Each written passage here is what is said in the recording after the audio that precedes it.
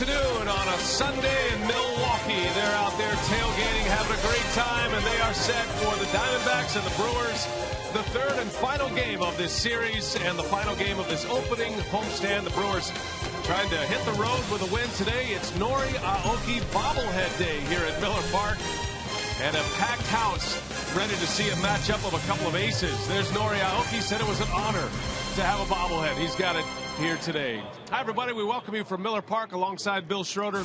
I'm Brian Anderson. Great to have you with us today as we get set for the final game of the series. The Brewers trying to go out with a win, Rocker. They're going to give the ball to Yovani Gallardo, a guy who has never lost against the Arizona Diamondbacks. Yeah, and for 7 years now, the Brewers have handed the ball to Gallardo in big games. Right now, looking to break a 4-game losing streak. The Brewers are 9-0 with Gallardo on the mound against the Diamondbacks. That includes a couple of playoff victories.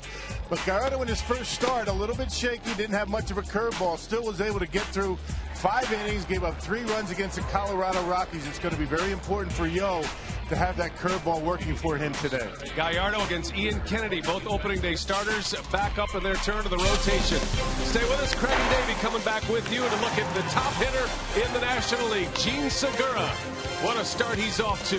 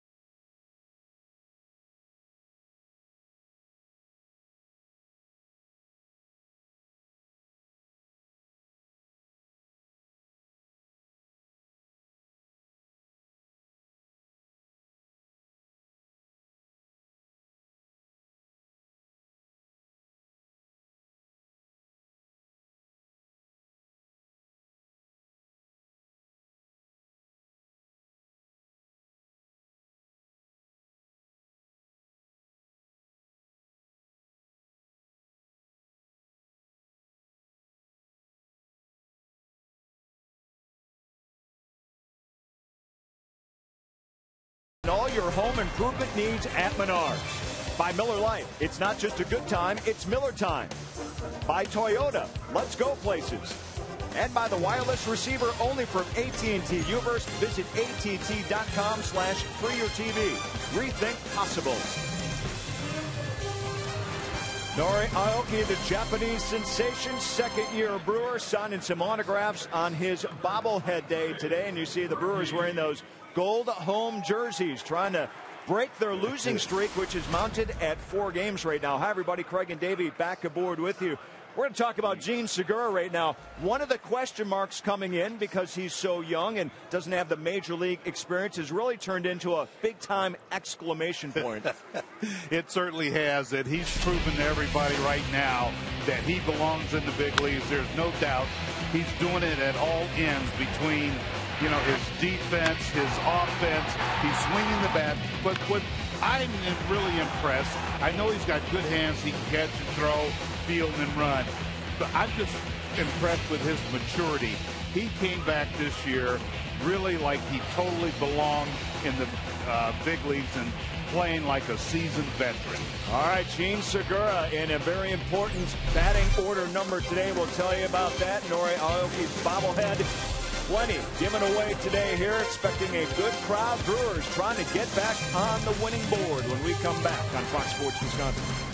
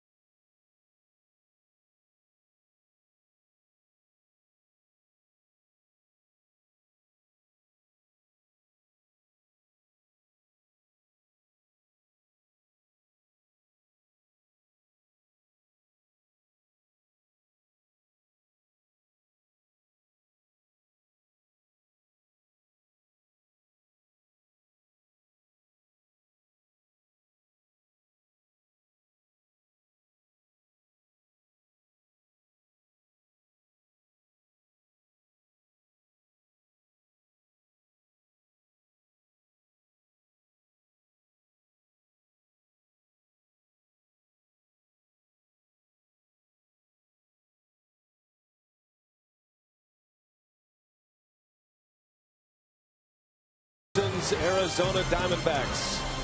And Arizona's won the first two games in this three-game series. They're hoping for a sweep. They're hoping to do something they've never done before. That's beat Giovanni Gallardo. Kirk Gibson's batting order today brought to you by Piggly Wiggly. Gerardo Parra leads off. Martin Prado, then Aaron Hill. Middle of the order is Miguel Montero, Paul Goldschmidt, then Jason Kubel. Eric Chavez starts at third base. Cliff Pennington at short. Ian Kennedy on the mound. It's the same batting order that Gibson had in yesterday's game. And Gallardo is on the mound. Rock, this will be start number 2 for him. So-so in start number 1, giving up 3 runs to the Rockies in 5 innings. Yeah, really didn't have his good stuff, but he's a battler, and he did battle his first start against Colorado in a game that the Brewers won in 10 innings. But Gallardo 6-0 with a 1.02 earned run average in 7 starts against Arizona, looking to snap the Brewers' 4-game losing streak. And let's check the defense behind Gallardo. It's brought to you by Menards. Logan Schaefer getting his first start of the season. He's in left field. Gomez in center. Aoki in right. An infield of Alex Gonzalez, Gene Segura, Ricky Weeks, and Yuni Betancourt. And Martin Maldonado will get the call behind the plate today and rock his second start behind the plate. He and Lucroy sharing time. Lucroy getting 2 starts to Maldonado's 1. But he and Gallardo made a pretty good team last year when they were together. Well, and again, you know, day game after a night game, you have 2 catchers that are capable of getting the job done. And, you know, the success that, as you mentioned, those 2 had last year, and that's why they're in there today. 4-man umpiring crew in place. Paul Nart is the home plate umpire. He'll call the balls and strikes. Andy Fletcher, Chris Conroy, and Sam Holbrook on the bases. And there is the crew chief, Sam Holbrook, over at third base here this afternoon. We're set for baseball at Miller Park. Brewers trying to hit the road, starting a series in Chicago tomorrow on a winning note. And they have their ace back on the mound in a matchup of opening day starters in Gallardo and Ian Kennedy. Gerardo Parra back in the leadoff spot, and he has been a hot hitter for the Diamondbacks to start the year. Gallardo's first pitch swung on, fouled back, and off we go from Miller Park, which is filling up quickly here. Expecting a big crowd. There was a great tailgating scene before the ball game. I don't know if the stadium was on fire or if the tailgating was just at its prime best. I don't know, but the parking lot smelled pretty good when I came in. Yeah, it was a really good scene out there on a cool Sunday afternoon. Temperatures in the 40s outside Miller Park, but it is ideal inside.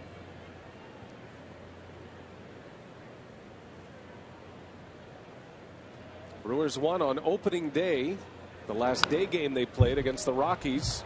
Had a late comeback to win that game, scoring 3 runs in the 8th inning. Ended up winning on a walk-off sac fly by Lucroy. That was last Monday, and they have not won since. They've lost 4 straight. And trying to end this opening homestand after all of the injuries. Some struggles on the mound from the starting rotation. Trying to finish with 2 wins and 4 losses to get the season started. Well, maybe the gold jerseys will help. It's always a good look. They broke these out last year, and they've quickly become a fan favorite. Yeah, word is they're going to be using the gold jerseys a little bit more often this year. Good look. Parra dribbles one foul, and the count remains at 2-2.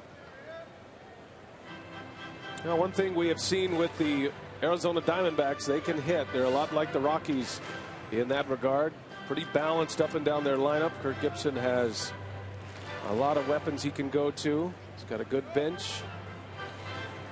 And another double-digit hit attack yesterday for Arizona. The Diamondbacks hitting 286 as a team coming into action today. So they've been swinging the bats in the first week. Parra out in front, little flare right to Segura, and that's the way the day begins for Yovani Gallardo. Yeah, the Brewers will return next week. A road trip coming up, so getting in some final tailgating. But the sun has popped out outside Miller Park. Hardy fans here in Milwaukee, all of Wisconsin. There's a heat wave for the folks here at Miller Park. You like to see some sun and some opportunities to open up the roof. That'll certainly help the field out. Start to feel more like summer. Prado on the first pitch. Betancourt is back. He'll give way to Weeks. And the second out for Yovani Gallardo. A couple of outs in the air. They've got to be very cautious with first pitch fastballs to this Diamondback lineup. They attack early. If they see a fastball they like, they're going after it. And that's what Prado did that time. Diamondbacks are hopeful to get a couple of pieces back. They are headed home after the game tonight. They start a series with the Pirates tomorrow. They'll have the Pirates and the Dodgers on their upcoming homestand, and off to a 4-1 start. Diamondbacks took 2 out of 3 from the Cardinals in their first series of the year at home, and have guaranteed themselves a series win here in Milwaukee this weekend. Here's Aaron Hill. Continues to swing the bat well. And if you've been with us throughout this series, the numbers jump off the page for Aaron Hill. He's played in 11 games in his career against Milwaukee. He's hit in all 11. And his first home run of the season yesterday has 3 runs batted in. They got a number of hitters in the Diamondback lineup that have hit the Brewers well throughout their careers. Jason Kubel, Montero has had good success. You mentioned Aaron Hill.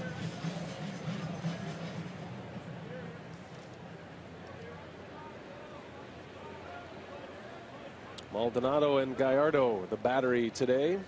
And the 1-2 pitch is on the inside corner. Called strike 3. Gallardo spots the fastball, and a good start for the Brewers ace, who retires the D-backs in order. And now the Brewers coming up for the first time.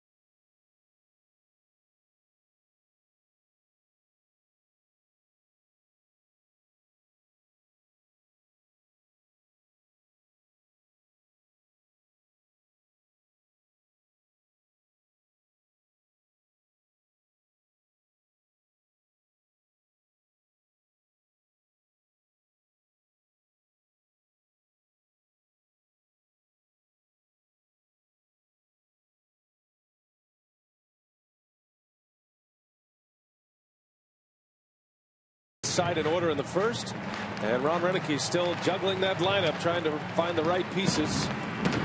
Ryan Braun not available today, said he is better, but the neck spasms continue to shelve the Brewers all-star. So this is what the batting order looks like today. It's brought to you by Piggly Wiggly, Aoki, Gomez, and Segura, Weeks, Gonzalez, and Schaefer, with Betancourt, Maldonado, and Gallardo rounding it out. And that's the batting order, Rock, that will face the D-backs ace, Ian Kennedy.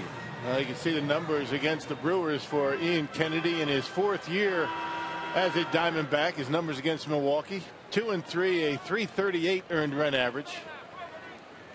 This guy has been steady as it gets the last couple of years for this ball club. 2 years ago, he led the National League in wins, was a 21-game winner. That was the postseason year for the Diamondbacks, and he and Gallardo had 2 confrontations in that opening round of the postseason. Aoki, on his bobblehead day, bounces out for the first out. And when Kennedy is right, you'll see a lot of those today. Ground balls. He's got a good 2-seam fastball. He'll throw a knuckle curve, and he's got a pretty good changeup to go with it. A complete pitcher. You know, when you have a pitching matchup like this, Gallardo, Kennedy, you're going to see hitters attacking early. Don't want to get too deep into the count. Get a fastball you like, go to whacking. Now Renicky moving Carlos Gomez up in the batting order today, hitting second. He's dropped Segura into the 3-hole, and Ricky Weeks batting cleanup here this afternoon. Tough to find the right mark when you're missing your typical 3, 4, and 5 hitters. Corey Hart, Ryan Braun, Aramis Ramirez all out. Hart still on the disabled list after knee surgery this spring. And Aramis Ramirez just being placed on the disabled list yesterday after an injury here Friday night. And so what you do, you put your hottest hitters in the 3, 4 spots, and hopefully somebody gets on in front of them.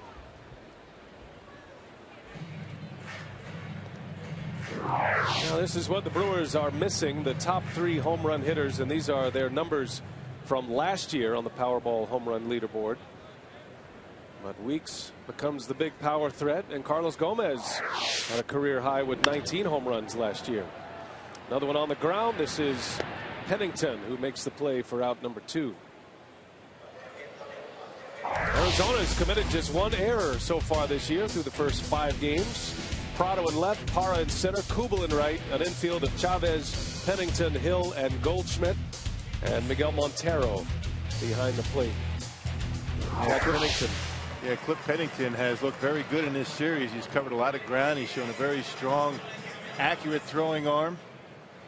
Yeah, young shortstop that has looked pretty good in the first week of the season. Here's Gene Segura, and he squares the bunt, takes a strike. Well, the Diamondbacks are without a few pieces as well, and they're hoping to get a couple of those pieces back soon. Cody Ross is one of them, out with a calf injury. They have a young shortstop, Didi Gregorius, whom they acquired in a trade with the Reds, who's on his way back. And I think the one guy they're counting on soon is Willie Bloomquist. He might be until the end of April or May. He's out with an oblique injury. But Pennington's done a nice job at the shortstop position in the meantime.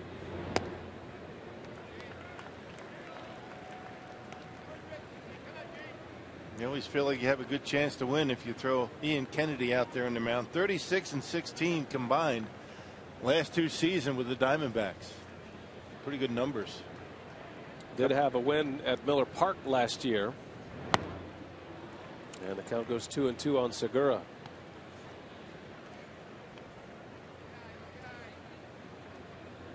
Kennedy, like Gallardo, had a very good second half. Each struggled in the first half. It was a down season for Kennedy with an ERA over 4. See his numbers at Miller Park in his 2 starts. And he strikes out Gene Segura. So coming right after the Brewers, Kennedy on 11 pitches, 9 of them for strikes.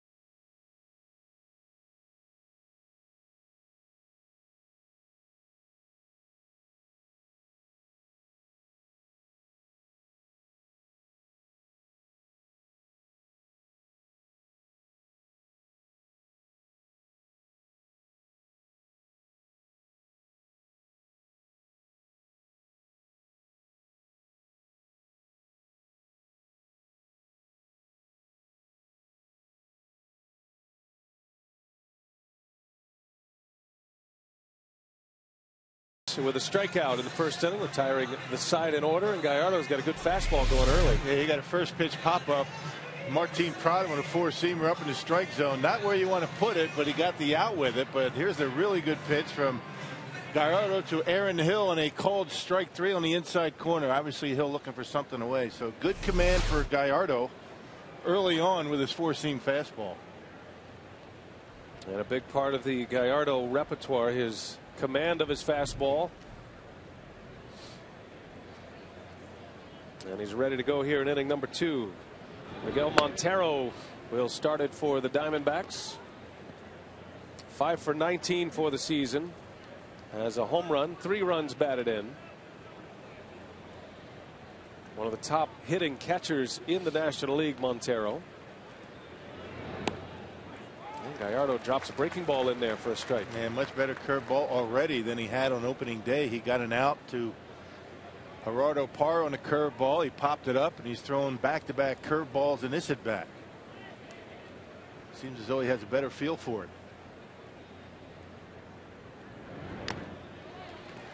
1-2 the count. Now Giovanni Gallardo enters today's start as one of just 3 pitchers ever to produce at least 6 wins against the Diamondbacks without a loss.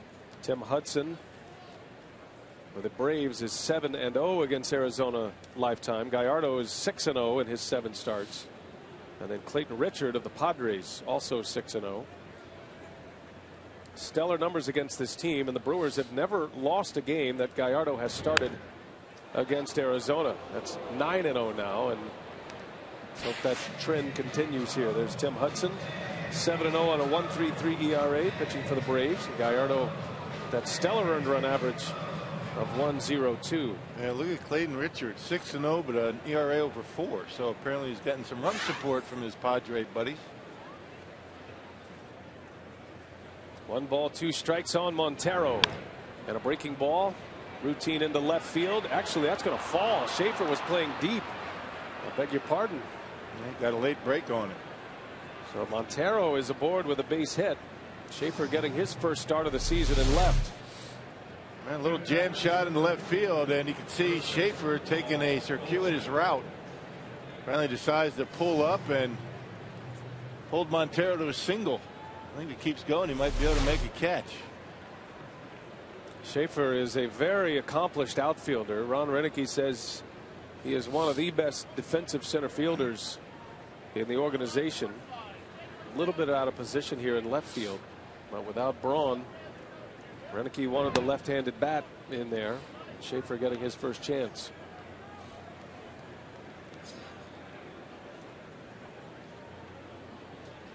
So it'll be Paul Goldschmidt after the leadoff single by Montero.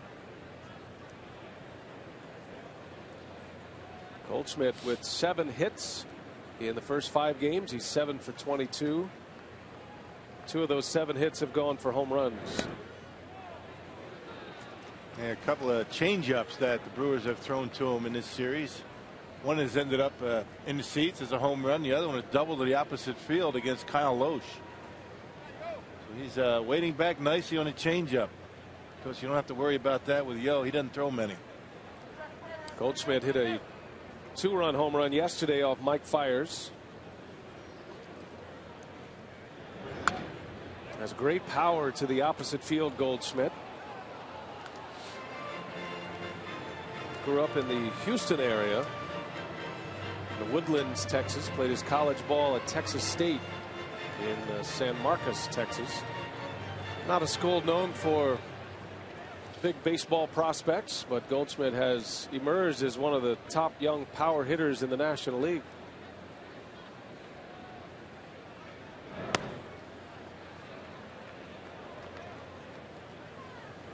Three balls and a strike now on Paul Goldschmidt.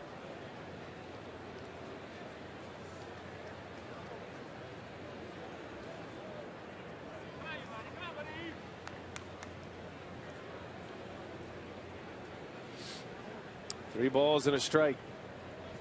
Got Montero at first. Goldschmidt rips one over the head of Segura and into left field, a base hit.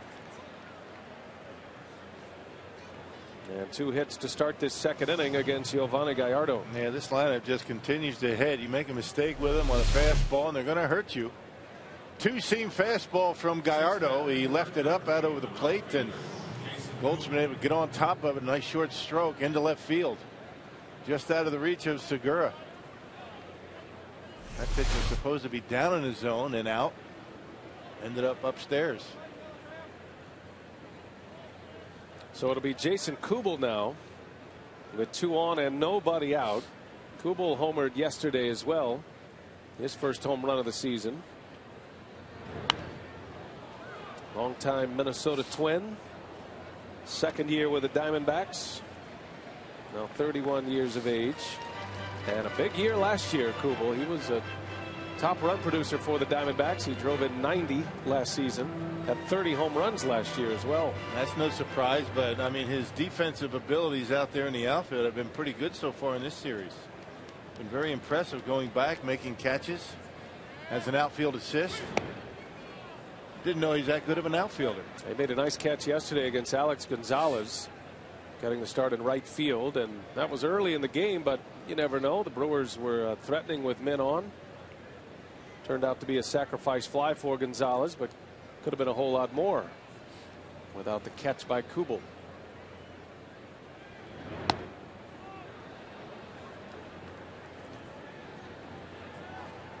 Well, a nice crisp first inning for Gallardo. 1, 2, 3 with a strikeout, but back-to-back hits here in the second.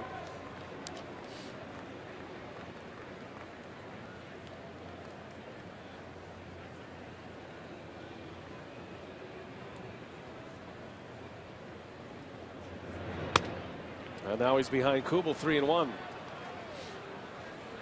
He talked to Ron Renicky and Rick Kranitz. The biggest story so far outside the injuries has been the pitching staff, and there's been a lot of discussion about command and location. Brewers have been hurt badly with the home run ball as Kubel lines one to right. Aoki cannot get there, does knock it down. And the Diamondbacks can only go station to station, but 3 straight hits to start this inning, and the bases are loaded for Arizona. Aoki playing deep. A couple of those base hits probably should have been caught. The one to left. Noe plays very deep in the outfield out there, and Jason Kubel hits a top spin liner out there, sinking as it gets to Norian right. The runner has to just hold up at third base. Aoki having a tough time getting it in. Big trouble early for Gallardo with the Brewers. The bases are loaded. All hit singles.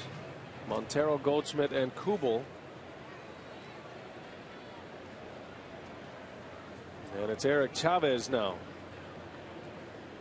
Chavez made his first start in the series yesterday. Had a couple of days off, a scheduled off day, and then he did not play in the opener on Friday after being hit by a pitch in that 16-inning marathon against St. Louis on Wednesday. He got hit in the elbow. He had 2 hits yesterday.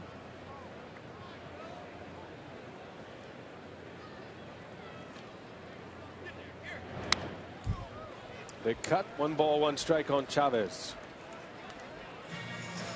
Chavez, an accomplished hitter. He's a pro. He's very tough in these situations.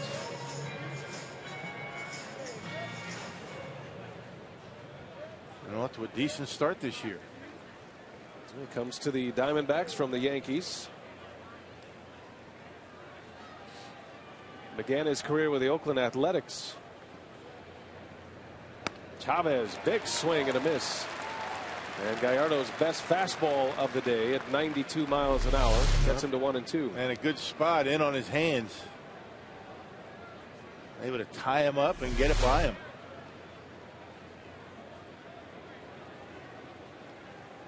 Well, Gallardo typically sitting between 93, 94 miles an hour. That fastball velocity hasn't been there quite yet this season.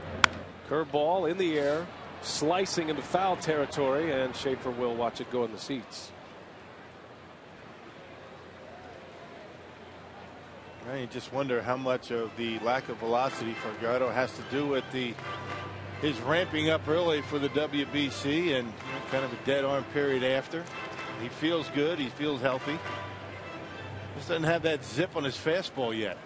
I don't think Rick Kranitz is worried about it quite at this point.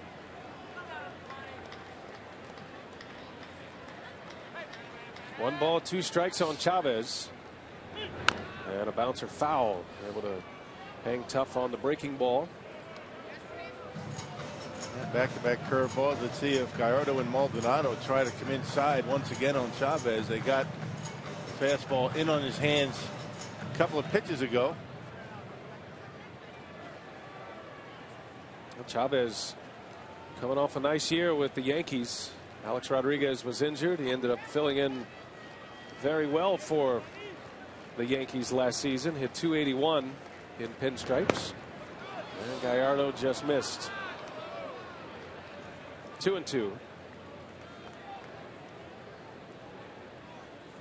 Chavez has a great eye. At one point in his career, one of the best eyes. He led the league in walks one year. That split the plate, but a little bit low. Yeah.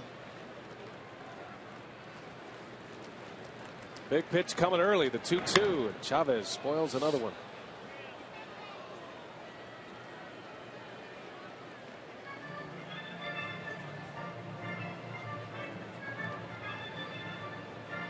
Now Maldonado out for a quick trip with Gallardo. He's seen everything that he has to offer Chavez.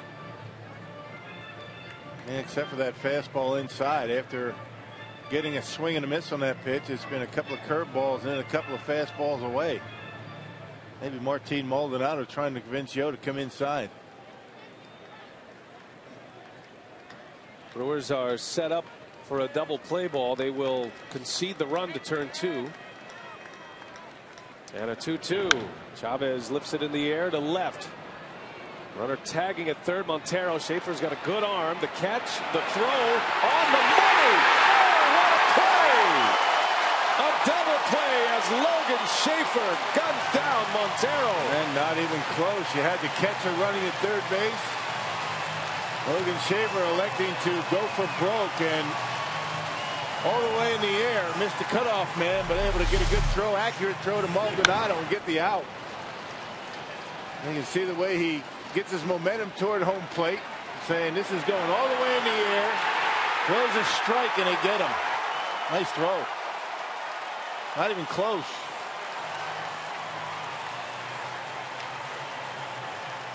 What a beautiful throw from Logan Schaefer. And that is a huge pick-me-up in this second inning. So now 2 men are out. Runners at the corners for Arizona. And it's Chad Pennington, the switch-hitting shortstop, at the plate. We've seen a lot of Logan Schaefer over the last couple of years in spring training.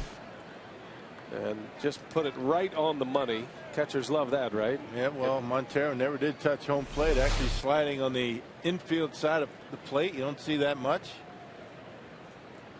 First career outfield assist in the big leagues. Bouncer to Segura. He'll take the throw to first, and Gallardo gets out of it. From bases loaded, nobody out. The Diamondbacks cannot score thanks to the left arm of Logan Schaefer.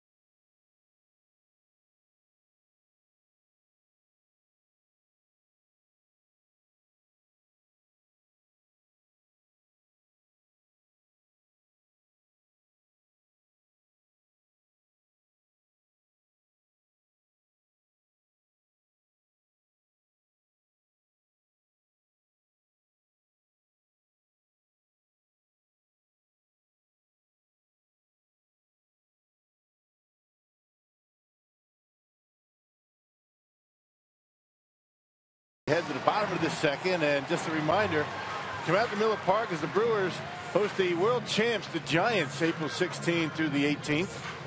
For tickets, call 414-902-4000 or visit brewers.com. Well, the Giants off to a 3-2 start. Part of that very competitive National League West. Logan Schaefer getting a lot of high fives in the dugout. That was a big play in this game. And Ron Renicky having a chat with Schaefer about the first fly ball, the one that Montero hit that landed in front of him. Maybe he lost it in the lights or the ribbon board, but he certainly made up for it. Great throw, and the Diamondbacks come up empty in the second. Ricky Weeks leads off. He'll be followed by Alex Gonzalez, and then Schaefer will get an at bat. And I'm sure he'll get a nice hand when he comes to the plate. Ricky Weeks and Gene Segura have been the story offensively. Those two combining for 17 hits in the first 5 games of the season. Segura with 9, Weeks is 8 for 19 at the plate. Now you're asking a lot of your young shortstop to throw him in the number 3 spot, but that's pretty much where Ron Renicky is with his lineup, trying to find somebody that's going to be able to drive in some runs, get on base. And with Ryan drawn out of the lineup, Ramirez, it's in slim pickings to try to find a hot bat other than Weeks and Segura. Yesterday, Renicky hit Gonzalez in the cleanup spot for the first time in his career, and today Ricky Weeks in that cleanup spot. There's a strike, and it's 3-2. Gonzalez hits 5th.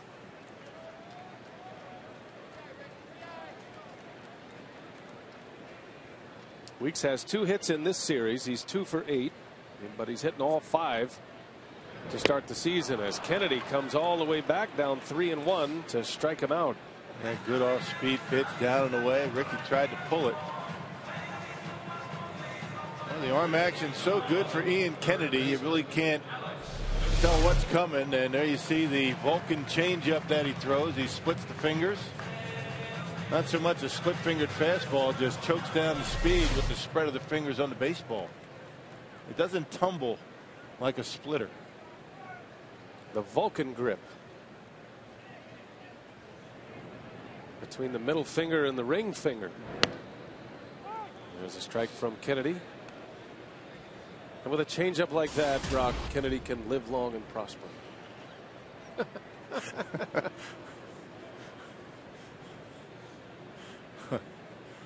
That was pretty bad. They're good.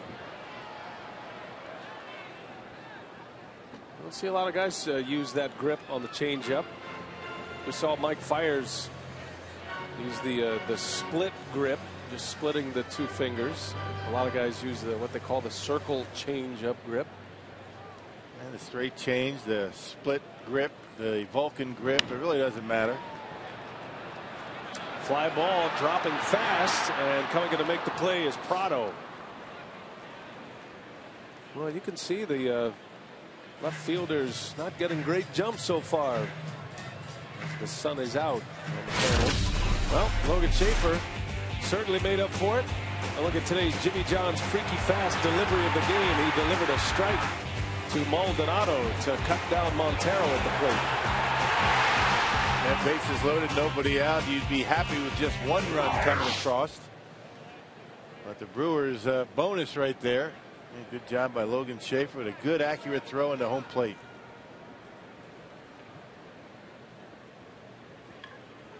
Schaefer has 2 at-bats this year. They have both come in pinch hit appearances and had a pinch hit single the other day.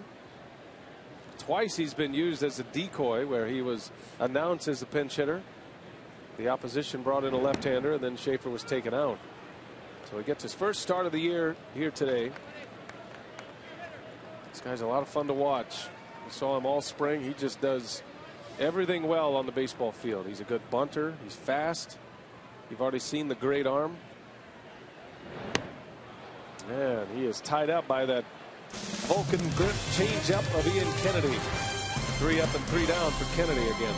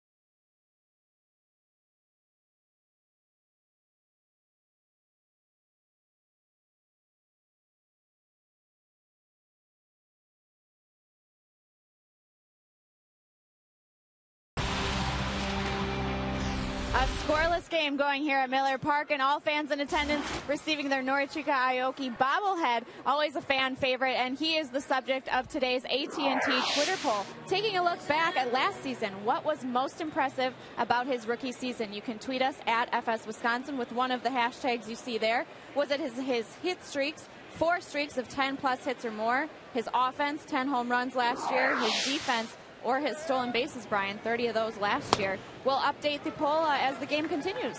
All right, thanks, Sophia. Yeah, those stolen bases led all National League rookies last year. And remember, Aoki was a role player to start the season. Still amassed 30 stolen bases a season ago.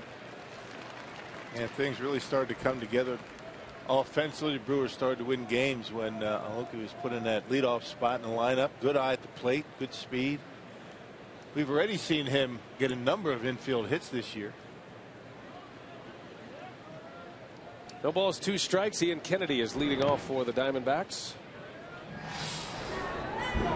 Nori Aoki with no bat.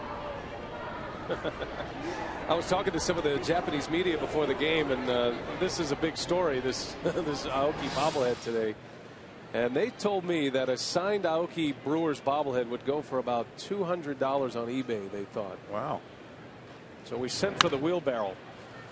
Bouncing ball to Weeks, and there is out number 1 for Gallardo. Speaking of right fielders, Rock, our carsoup.com email the booth question comes from John in Muskego.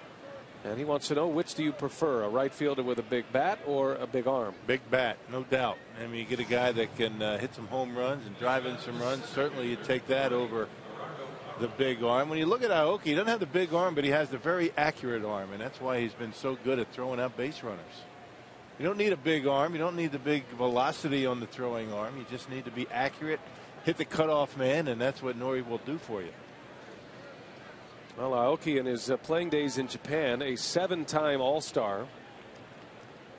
He won 6 Gold Gloves in Japan as a center fielder, and he won 3 batting titles there.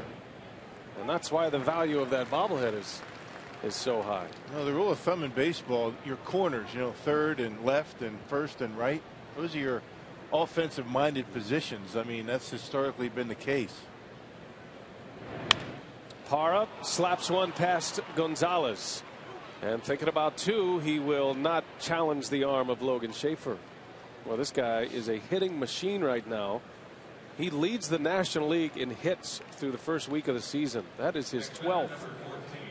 And he's done a very good job of taking the baseball into left center and down the left field line. We've seen a number of hits in that direction. Look at this, drawn in infield, Gonzalez on the grass and shoots it right by him. 12 hits already. This is his 6th game. Had a 4-hit game on opening day against the Cardinals, and he's kept that pace going. And now Martin Prado with a man on, 1 out. There's a strike. It's going to be interesting to see how the Diamondbacks handle the running game today. Gibson, as a manager, has been an aggressive manager. He likes his guys trying to steal bases, very similar to Ron Renicky. But the Diamondbacks have not had a lot of success in that category. They had the worst steal percentage in the National League last year. Happened in 1 for 2 this year. Well, this combination right here, not a bad hit and run or Parra take off. Prado, very good bat control. He'll be able to hit behind the runner. Every manager would like to be able to steal, but you have to have the personnel to do it. You just can't have guys running just for the sake of stealing bases.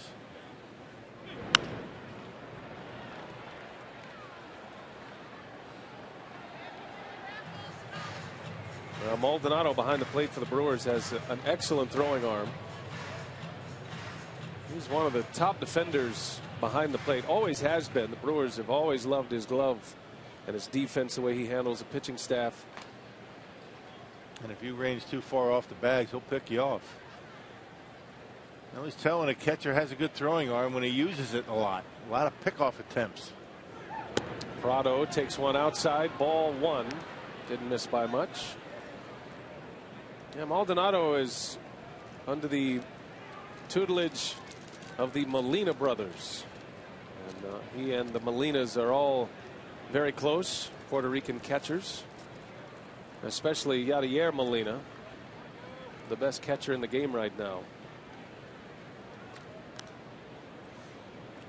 It's not a bad group to call on when you need advice. And that group of players, they spent a lot of time together in Puerto Rico in the offseason. Maldonado was on that Puerto Rican WBC team. He didn't catch. He did play first base on a couple of occasions.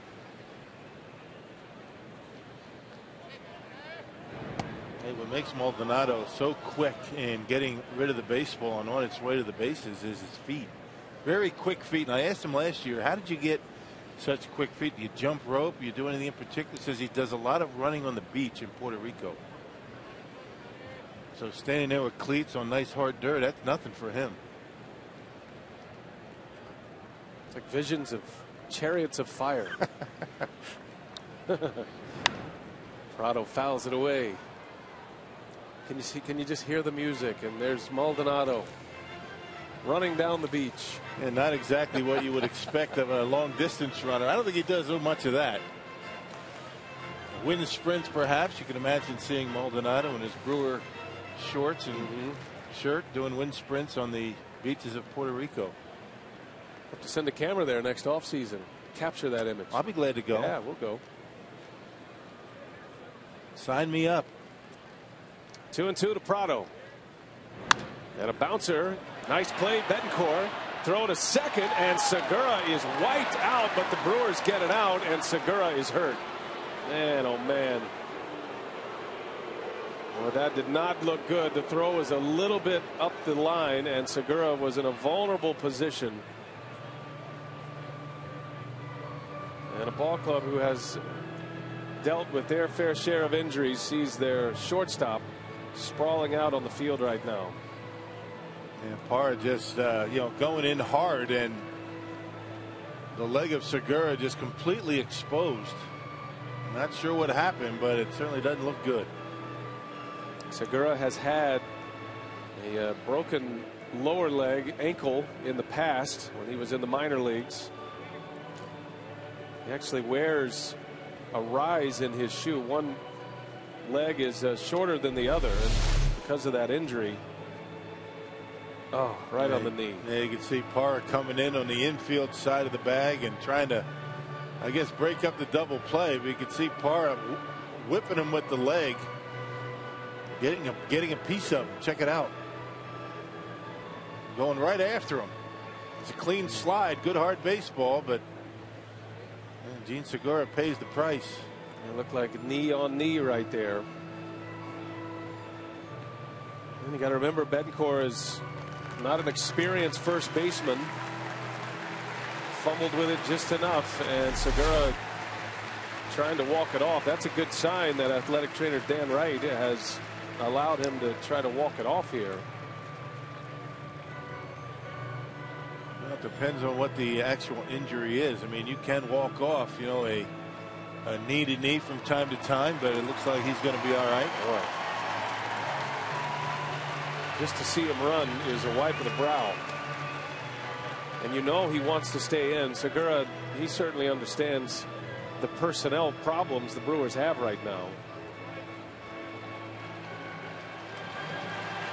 He's going to stay. A tough kid. And Betancourt knocks it down, and after the second time, maybe gets the handle and a flip sidearm. Segura does a nice job keeping the foot on the bag and catching the baseball. And Parra doing exactly what he should do, running right to the glove to try and get hit in the back with the baseball. And got a piece of Gene Segura in the process. Well, it's great to see him stay in the game. And we'll see how, well, he's limping around a little bit, though. He doesn't look all that comfortable out there, but we'll see. And, of course, Aaron Hill on the first pitch knocks one past him into center field. So Aaron Hill now with 12 consecutive games with at least a hit against the Brewers throughout his career, from his Toronto days to his Arizona days. Just a tough out. Yeah, they just continue to hit this lineup. 5 hits in the last 2 innings. And Gallardo has given up all 5 of them are singles. So first and second now. And Segura just trying to work out the soreness. The fact that he's, looking above the knee hopefully means that's just a soft tissue injury, and not, if it was a little bit lower, you're talking about maybe ligaments or something major. Yeah, bone bruise, if you will. But yeah, it looks like at least for the time being, looks like he's going to be all right. 2 men are out. Gallardo has given up 2 singles in this inning. 3 in a row last inning. Montero, Goldschmidt, and Kubel.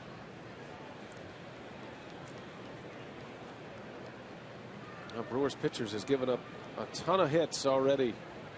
In 4 of the 5 games so far, double-digit hit totals by the Rockies and the Diamondbacks.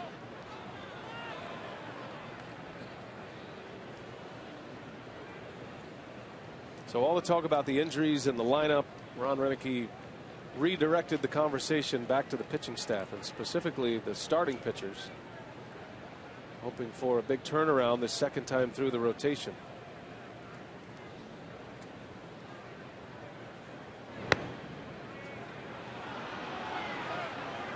Well, not missing by much, but these pitches are off the plate.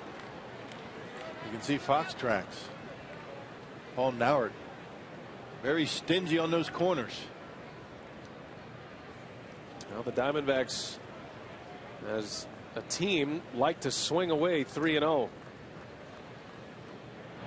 Montero takes a strike. It looked like the same spot, but Gallardo got the benefit of the call this time.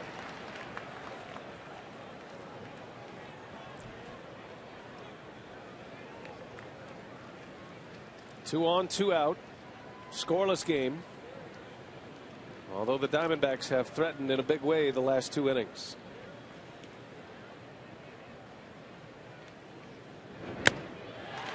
Put that one right by him and almost in the identical spot. So 3-2 now.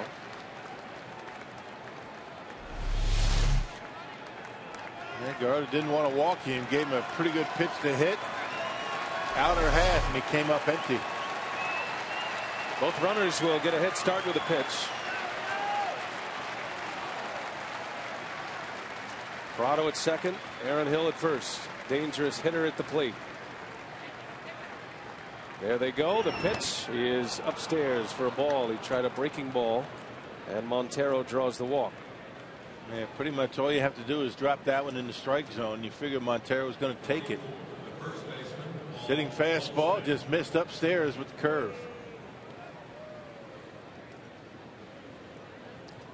So the first walk issued by Gallardo. He's given up 5 hits and a walk to the first 13 batters he's faced. And now Goldschmidt, who singled off Gallardo in the second. For the second consecutive inning, the bases are loaded for Arizona.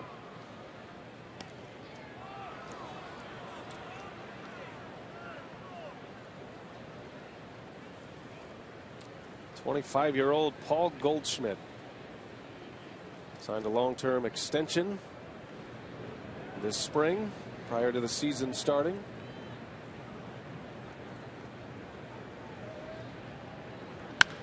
Hard hit ball back up the middle. A base hit for Goldschmidt. In to score Prado. Here comes Hill, and he will score, and it's a 2-out 2 RBI single for Paul Goldschmidt, and the Diamondbacks lead 2-0. Yeah, Goldschmidt already with 7 RBIs on the season. And a 2-seam fastball. Yo tried to get it down in the strike zone. He got his ground ball, but unfortunately right back into center field. So the Diamondbacks take a 2-0 lead.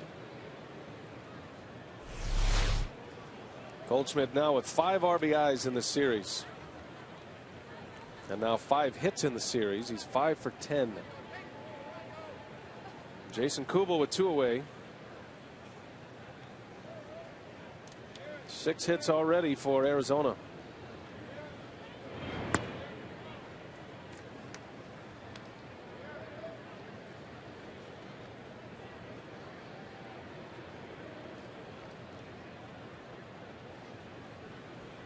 Kubel last time up single to right, and a top spin line drive in front of Aoki in right field.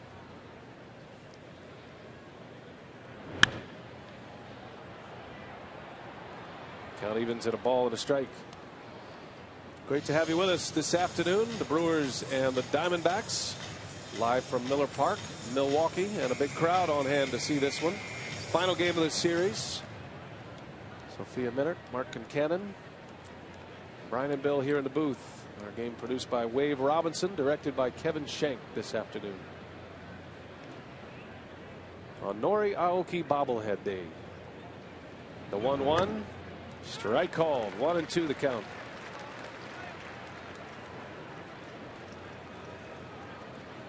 Well, the Diamondbacks had the bases loaded and nobody out in the second inning, could not score. They load him up with 2 outs in this third inning, and Goldschmidt delivers the first 2 runs.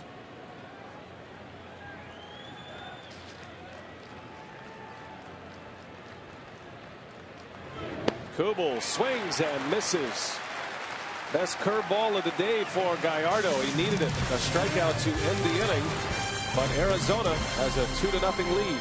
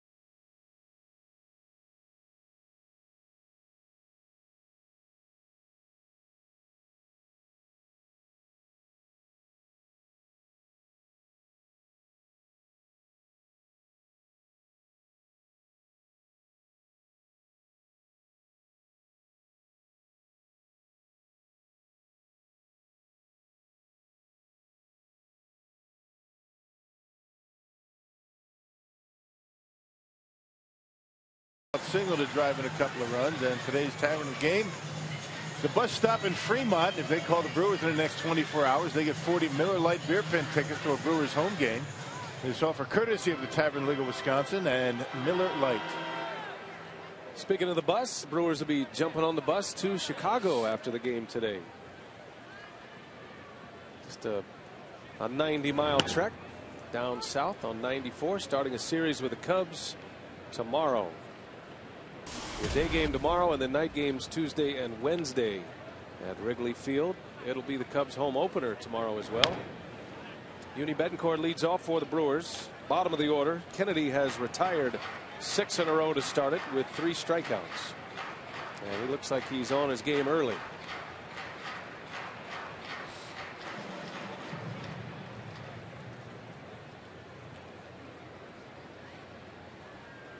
No balls and 2 strikes on Betancourt. He fouls it back. Keeping an eye on Gene Segura in that Brewers dugout. Involved in a collision last inning. He's going to try to remain in this game. And he's at the part of the batting order where he can head back, get a little treatment on that. What looked like the lower thigh or lower quad. Right above the knee. Those things have a tendency to stiffen up if you don't keep them active. Probably in the dugout, you go up that tunnel. There's probably an exercise bike. Keep it going and keep it warm. Now, we were just talking about that yesterday, and the Brewers made a move yesterday as they put Aramis Ramirez on the disabled list they brought up Josh Prince, who can play short, even though the Brewers, it would appear, have a number of shortstops on their roster. 3 of them, as a matter of fact. As Betancourt goes into the gap in left center, that'll fall, a base hit. And the first hit for the Brewers against Kennedy comes to lead off this 3rd inning. Yeah, hit it just like it was thrown. A little off-speed pitch. Betancourt looked like it was off the end of the bat. It was, and just kind of dumps it out there into left center for the first base runner for Milwaukee. And Kennedy left that one up just a little bit, that knuckle curve. Or that spike curve, if you will. So here is Maldonado now. First time Kennedy has pitched out of the stretch. Maldonado made 1 start. He started the finale of the Rockies series and was 0 for 5. Actually 0 for 4, and then he had another at bat yesterday.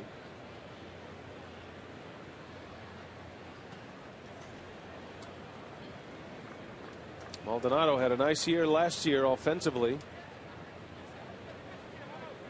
Hit .266 last year and showed surprising power. Had 8 homers, 30 runs batted in, playing in 78 games with the Brewers. Yeah, most of those home runs coming on pitches just like that. High fastballs. Between the belt and the letters, and Martin not able to get a hold of that last one. Maldonado got his chance after Jonathan Lucroy broke his hand in late May of last season. And Maldonado was promoted. And he did a great job. The Brewers found a talented young catcher. Hits that one hard into right center field. Kubel on the run. This ball's way back. And it one hops off the wall. Betancourt racing to third. He'll stop there. And the first hit of the season for Maldonado is a double.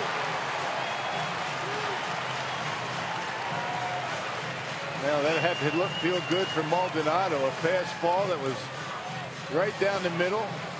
Kennedy got it down in the strike zone for him, and he just drove it over to the head of Jason Kubel. There you see it. A lot of the plate. Good pitch to hit, and Maldonado did not waste it. And one hopping off the wall. Betancourt ends up at third base. Uni might have thought that might have been out. Just make sure the ball wouldn't be caught, and down by 2. Don't take any chances. Back-to-back hits. Runners at second and third with nobody out, and Gallardo coming up. A very good hitting pitcher at the plate. Gallardo has a career batting average coming into play today of .205.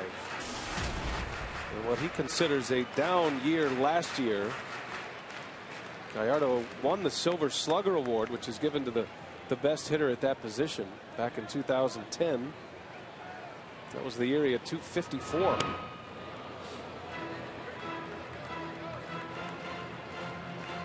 He was not happy with his season at the plate last year. He considers himself a hitter and wants to contribute at the plate. He hit just .164. Did have a home run and drove in 9. Most pitchers would be ecstatic with those numbers. Right.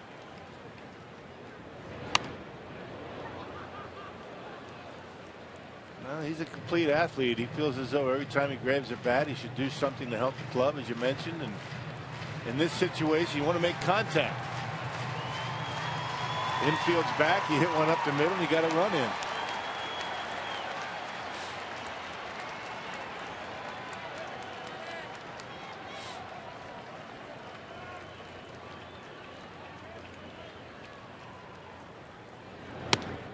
High and tight with a fastball, and it's 2-2 on Gallardo. Gallardo is the franchise record holder for most home runs by a pitcher. Has 10 career home runs.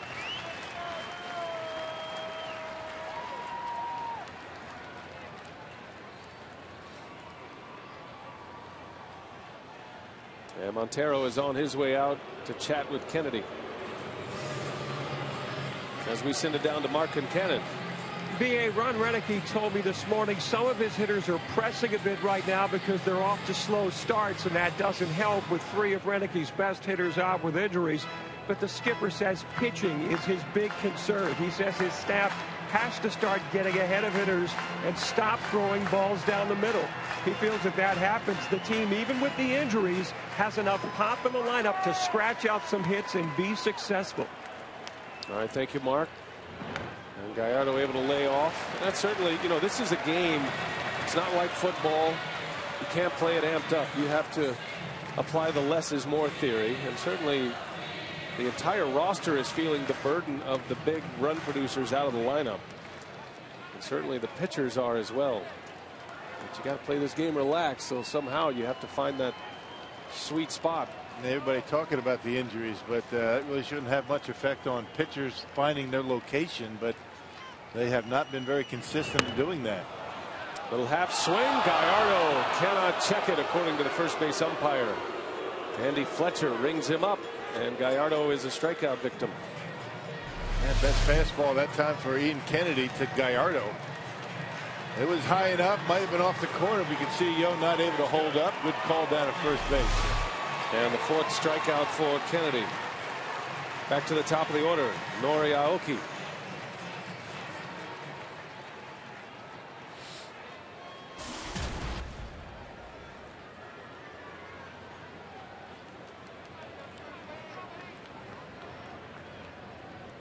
Runners at second and third with 1 away now. And Kennedy misses high and outside.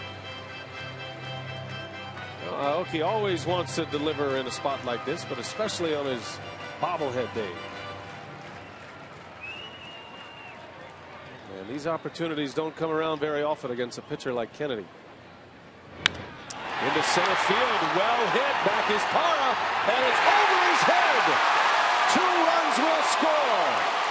Aoki into second with a double, and we're tied at 2. And surprising power. Aoki has been driving balls into left center and into center field. This one over the head of Parra. He surprises you with his power. 2-seam fastball, left it up, and Aoki able to drive it deep into center field, and 2 runs in. They continue to play Aoki very shallow in the outfield. Not sure how long that's going to last if he keeps driving the baseball like he has. Well, a big hit for an offense that has been sputtering. And we're all tied at 2 as Aoki drives in a pair. Now 3 RBIs for the year, and that brings up Carlos Gomez. 3 hits in the inning. And 2 doubles off Ian Kennedy. Gomez bounced out to short his first time up.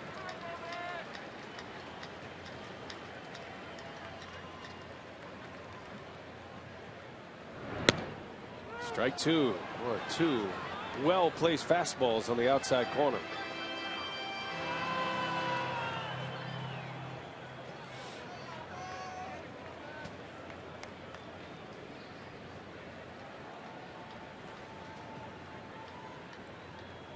See what Kennedy has in mind here. 0-2.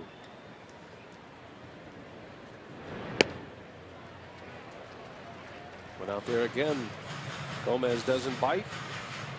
Carlos in the 2 spot today. 2 for 20 on the season. After his ground out in the first. Maybe pressing a little bit. He probably fits into the Mark Concannon story about the offense. There goes Aoki, and Gomez swings and fouls it away. Yeah, signed a big contract. He had such a good finish last year. His spring training was very good, and just doesn't seem to be showing the patience that he put together in spring training. A little bit more aggressive at the plate, swinging the pitches out of the zone, and that's all about pressing a bit.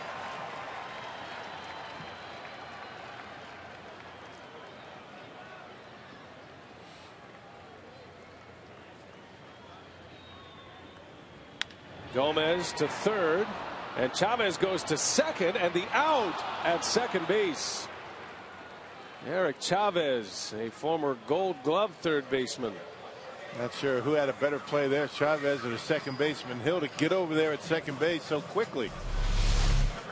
Well, he was shading up the middle. Hill on his horse over to second base, and very bad base running by Norrie to get caught off of second base. Well, you can't do that. Ball hit in front of you. You got to go back. Chavez recognized it very early, and that was an easy out at second. That cuts down the lead runner. Chavez has won a Gold Glove 6 times in his career, all with the A's. Now, this is a very good Arizona defense. Accomplished at just about every position out there. They've got a Gold Glover in the outfield. Paul Goldschmidt is an excellent defensive first baseman.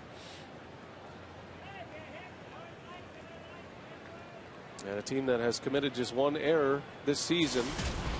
Pennington, the shortstop, has the only error so far for Arizona. So 2 men are out, and we'll see how Segura goes here against Kennedy after that leg injury last inning. That would be his lead leg, his left leg. That's where the collision was, the contact right above the left knee.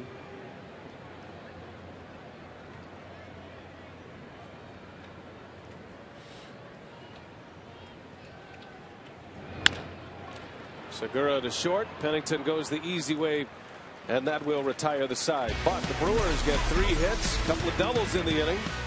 Betancourt started it with a single. Maldonado bounces one off the fence, and Aoki drives it home. 2-2. We're all tied.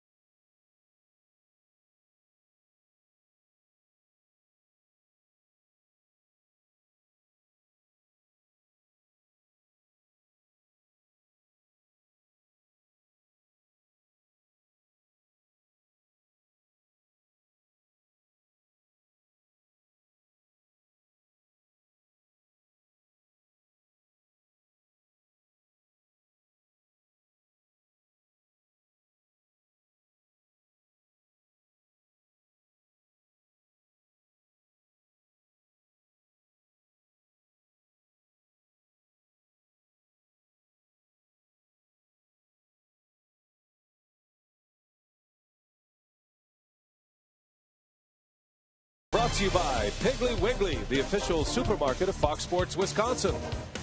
And by Marshfield Clinic. Don't just live, shine.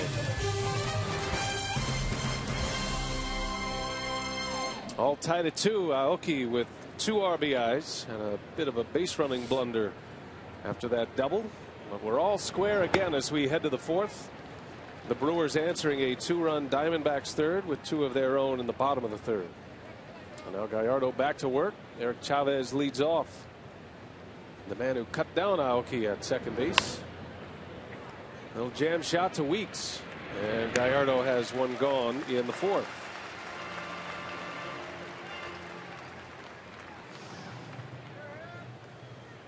All right, Rock, today's high-speed pitch presented by Charter Cable. What have you seen from the velocity of the 2 aces, Kennedy and Gallardo? Well, Yo's velocity, not what it was that we remember seeing from him last year. I mean, he touched 95 from time to time, but I'm sure that velocity will return as he gets into the season. Ian Kennedy, very good command.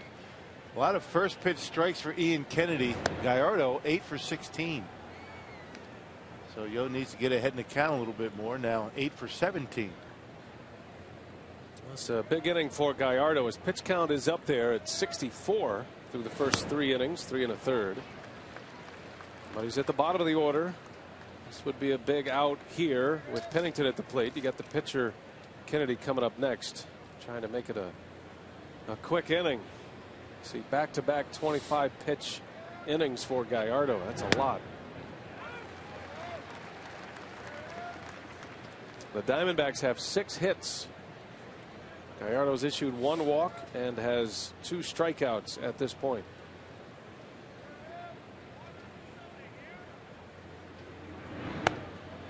Pennington, did he go? No, he didn't, says Sam Holbrook.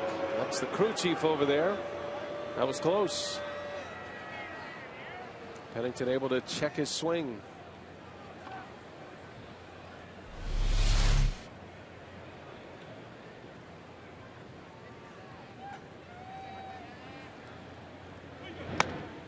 And there's a called strike 3. Gallardo goes back to the outside corner and his 3rd strikeout. Yep, 91 miles an hour right on the edge.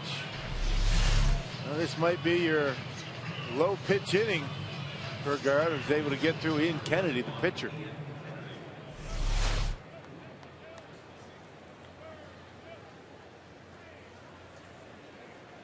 So here is Ian Kennedy, who grounded out in the 3rd inning. He led off that 3rd inning with a ground out. And he's up there hacking.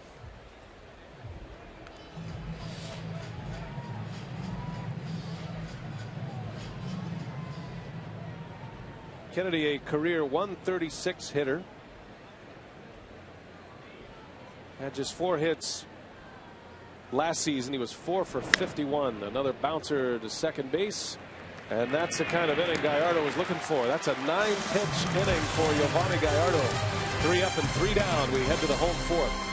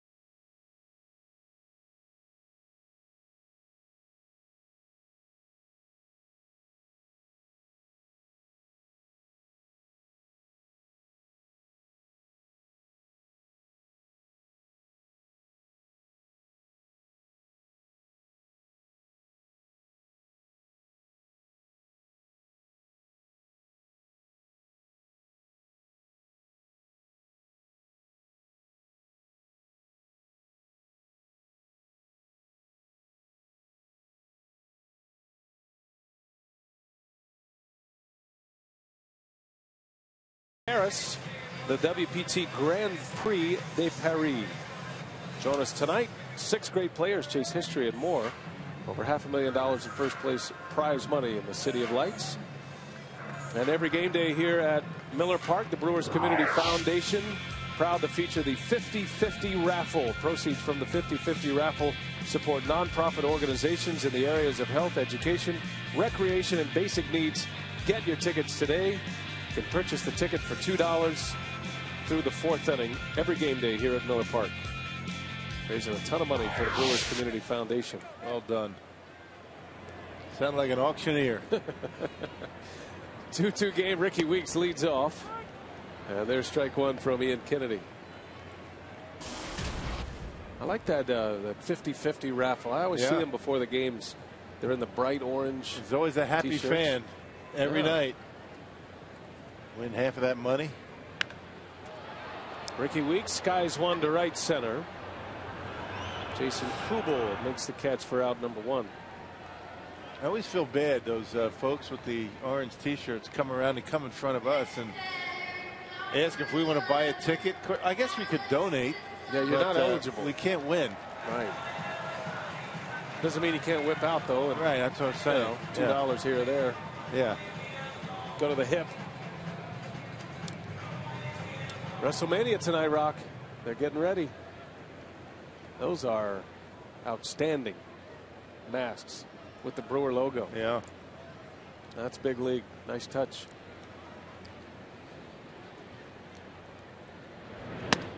I'm feeling like that's a team store item at some point. Big wrestling town. Mike Vasallo, the Brewers director of media relations. One of those guys might have been Mike. Yep, he's big into it. He's a honky tonk man guy. That's it. That's as good as I've seen. That's the award winner for this Sunday so far. Better than the Rally Banana, I believe. Good crowd today. Pushing a sellout. They'll be close. Let's say around 40,000 it looks like. And it's good to see the sun out today, even though the temperature is still in the 40s. Expecting a little rain in Chicago tomorrow. Opening day for the Cubs. A little cool, a little rainy. It won't beat down the crowd at Wrigley Field, though. Gonzalez down the left field line. That ball's got a chance. Fair foul. It's a home run. Alex Gonzalez with his first home run of the year. And he gives the Brewers a 3-2 lead.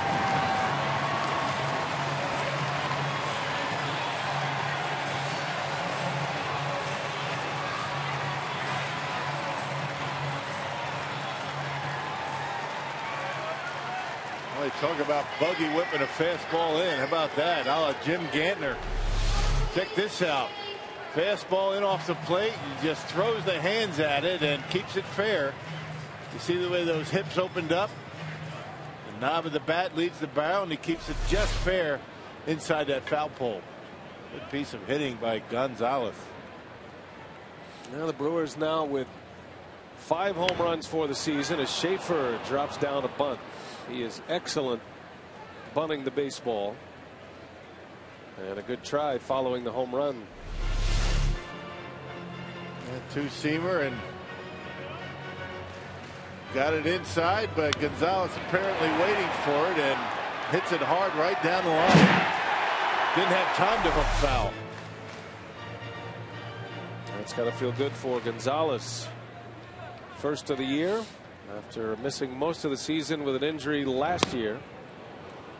That knee injury Gonzalez suffered was in early May in San Francisco last season. Had 1 month of big league baseball, and there was some concern that it would take him a while to get his timing back, his rhythm at the plate, not facing big league pitching for an entire season.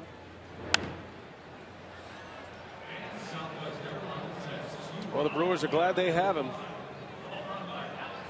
And they certainly did not think Gonzalez would come to Milwaukee and be a bench player, but there were no starting shortstop jobs available for him. And what a key member of the team he is right now, filling in for some injured Brewers. First Corey Hart and Matt Gamble, and now Aramis Ramirez over at third base. Yeah, sign him to maybe play him 2-3 times a week, but Gonzalez is in the lineup every day. Made his first ever career start at third base 5 days after making his first ever career start at first. Schaefer pulls one over to Goldschmidt. And there is out number 2.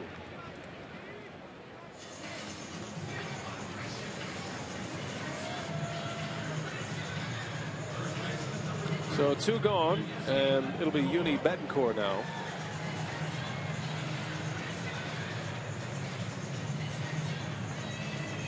That's interesting. Jonathan Lucroy has his catcher's gear on. Maldonado doubled his last time up, and that's unusual. Ordinarily, your backup catcher's not going to be sitting there with his gear and his glove waiting to come in the game. Maldonado's on deck, though. That makes you wonder, maybe Lucroy's on his way to the bullpen. Probably the case. And Maldonado looks like he's fine in the on-deck circle. UNEB, fly ball deep left center. That ball's got some carry to it. And Parra is there just in front of the wall to make the catch. Well, Alex Gonzalez goes deep for the first time this year, and it gives the Brewers the lead. 3-2 Milwaukee, 4 in the books at Miller Park.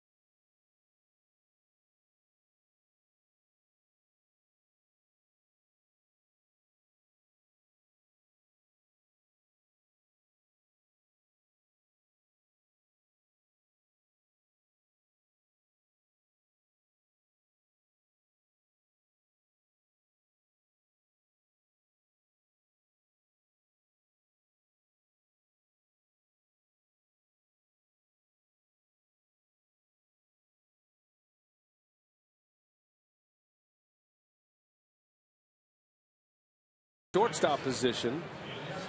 Gene Segura is out, so here are the changes. Lucroy to catch. Betancourt will go over to third base, and that moves Alex Gonzalez over to short, and Maldonado will go from behind the plate to first base, and the injury bug continues to bite.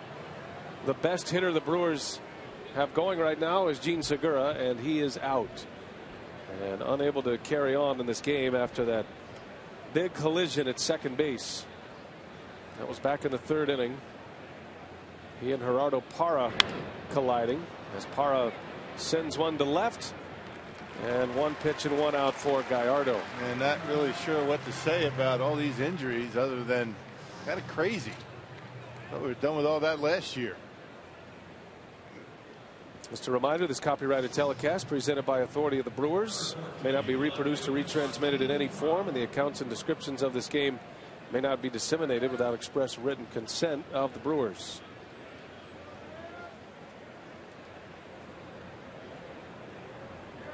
Well, the Brewers, you think about it, lost Gamble before games began this spring. Corey Hart, knee surgery. Gamble re-tearing the ACL. Ryan Braun was a late scratch with a neck injury 2 days ago.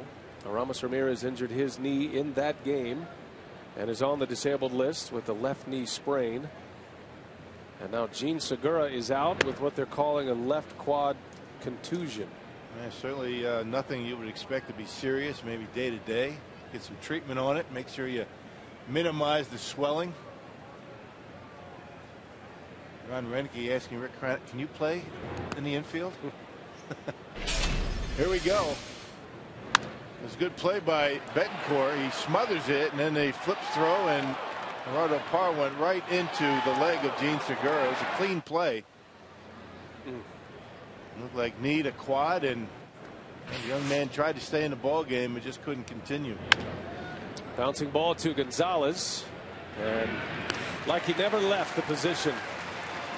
Smooth as it gets at short. He has not taken a ground ball at shortstop in batting practice all season, so he's playing there. Hey, a ground ball is a ground ball, right? I mean, the guy's been around. It's not like you have a first, second year guy trying to do all this. And if you were to ask somebody to do that, Alex Gonzalez would be the perfect guy to do it. Former Gold Glover. And one of the great shortstops in the league for many years with a number of different teams. Think about this. Entering this season, Gonzalez had played no other defensive position in the major leagues besides shortstop. Had over 1,500 games at the shortstop position. And this is his first inning as a shortstop this year. He's been playing first and third. Well, Renick's had to be very creative. And he's glad he has some versatile pieces that he can move around as Aaron Hill sends one to left center, playable for Schaefer, and another quick inning for Gallardo. The Brewers gave him the lead. He comes back out with another 3-up, 3-down frame.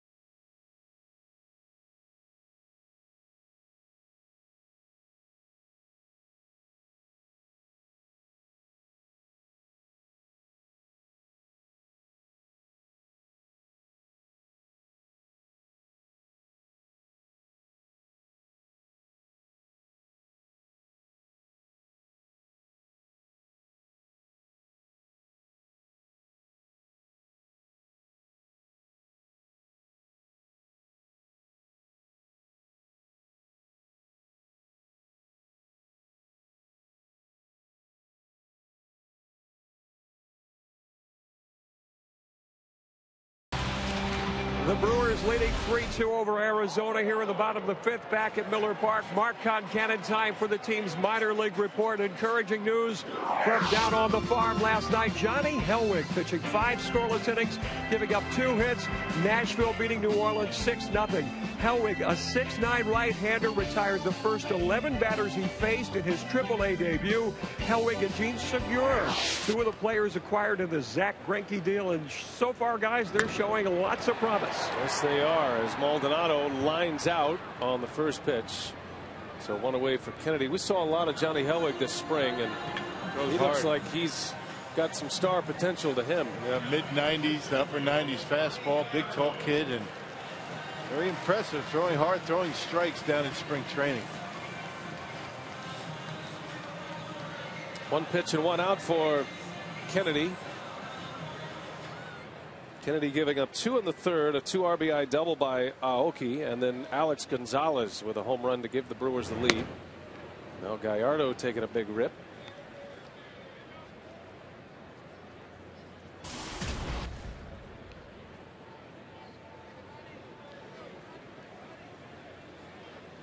Gallardo's second trip to the plate, a strikeout victim his first time up.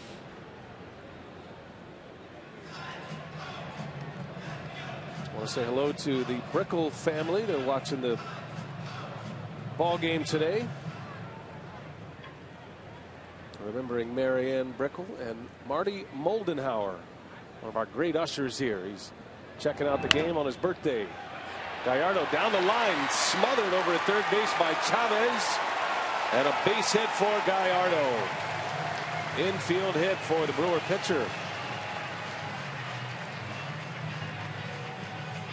Well, Yo running hard down that line, sniffing base hit. Chavez off the line a little bit. Yo right over the bag. And even had Chavez been able to come up with it, no throw on Gallardo. Don't pull anything, Yo. Take it easy. Take it easy.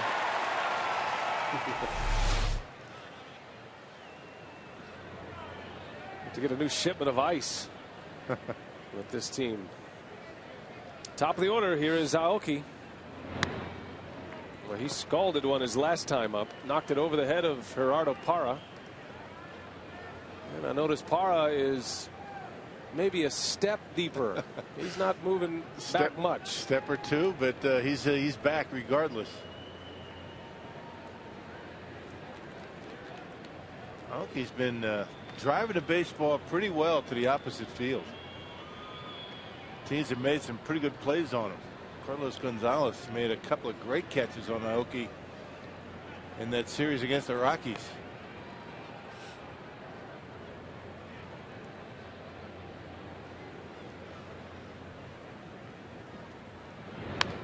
Little cue shot off the bat of Aoki. 1 ball, 1 strike. Nori has a home run. He hit the first home run of the year for the Brewers, as a matter of fact. Brewers now with 5 home runs this season. Gonzalez's solo shot in the 4th was number 5, a team that led the National League in home runs a year ago.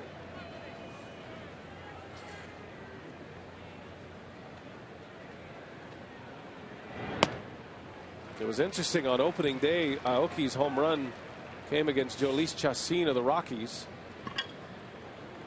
And his first ever Major League home run was an inside the park home run last season at Miller Park, and it came against Jhoulys Chacín of the Rockies. This year he hit one over the fence, got the jog around.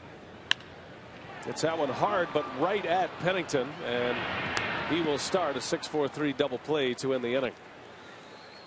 Very well pitched so far. Kennedy and Gallardo, the 2 aces. Brewers have the lead.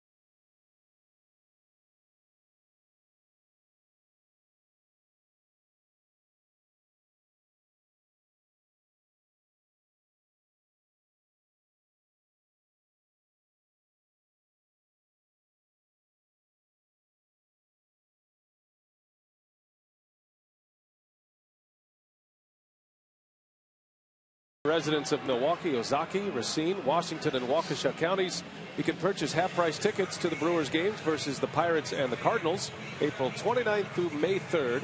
Some restrictions apply. Save 50% on tickets at brewers.com/5county.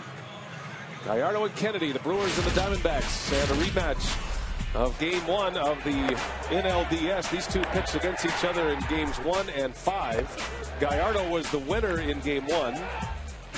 And then the Brewers won in Game 5, of course. That Great moment. Nigel Morgan's base hit to send him into the LCS. But familiar opponents here, Rock, and Ian Kennedy and Yovani Gallardo. And I tell you, Yovani Gallardo has been asked to hit some big games for the Brewers. This is Gallardo's 7th year. He's 27 years old. He started early, and even back then when he first came up, you knew he was going to be something special, not just with the stuff that he brought to the mound, but his temperament. He looked as though he belonged right away. And Gallardo, if you're just joining us, we chronicled the fact that he has never lost to the Diamondbacks as Montero muscles one into center field to start the 6th inning. Now, Gallardo is 6-0 against Arizona in his career, and the Brewers are 9-0 in Gallardo starts in his career. So he goes from a team in Colorado who has never beaten to a team he has never lost to in his first 2 starts of the year. Now, his last 2 innings have been very good. 6 up, 6 down. And before that base hit to Montero, he retired 7 straight.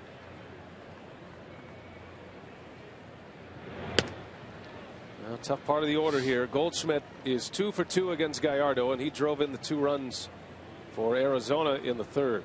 And that was a 2-out, 2 RBI single for Goldschmidt. Diamondbacks had the bases loaded with nobody out in the 2nd. Did not score. Logan Schaefer threw out a runner at home plate on a fly ball. Turned out to be a double play, and Gallardo was able to get out of the inning. And that base hit by Montero snapped a run of 7 straight retired by Gallardo since that 2-run 3rd. See the pitch count in the upper left corner at 81.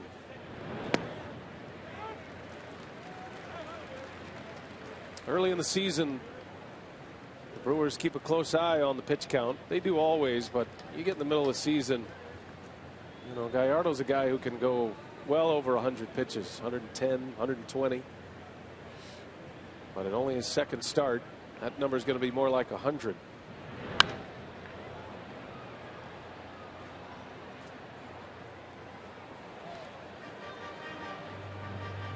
Well, much better shape today than he was in his first start against the Rockies. Mentioned 4th and 5th innings really got him back into a pretty good pitch situation. 17 pitches combined in those 2 innings. In Gallardo's start against the Rockies, he went 5 innings and threw 96 pitches. Goldschmidt takes a ball inside, 3-2.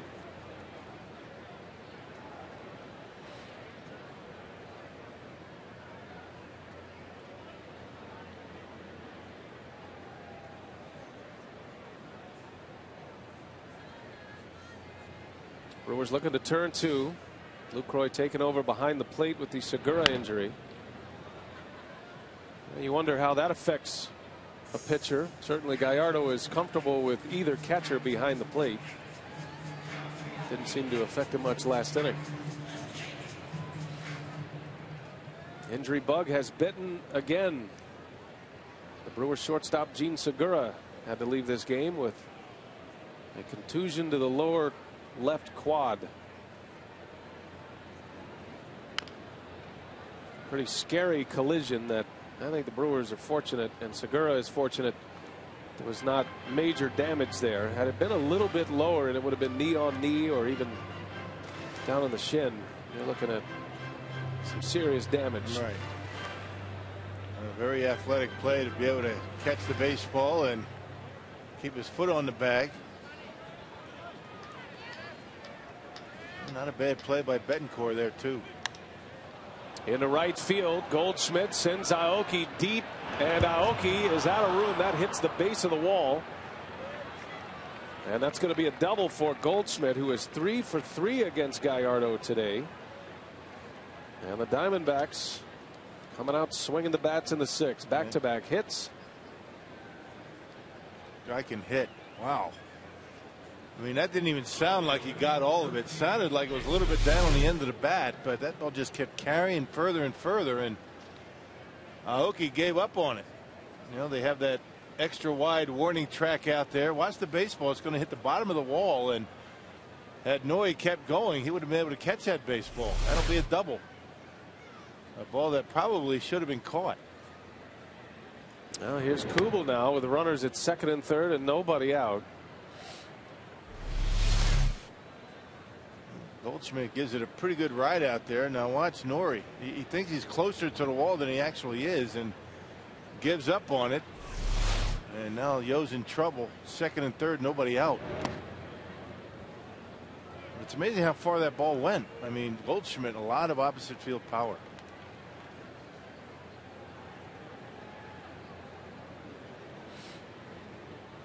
What a series he is having, Goldschmidt. He's driven in 5 runs. That wide warning track. It's about 2 steps wider than any other track in the big leagues. Aoki has played plenty of games here at Miller Park to know that, though. That ball's hit well to left. Schaefer on the run. Schaefer in the corner, can't get there. It's a fair ball. 1 run is in. Montero. Goldschmidt will be held around third, and it's another double that just sneaks inside the line down the left field line, and we're all tied at 3.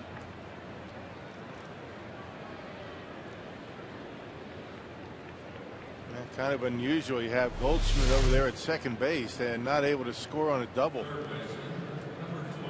He goes back to tag up. That's not very good base running by Paul Goldschmidt.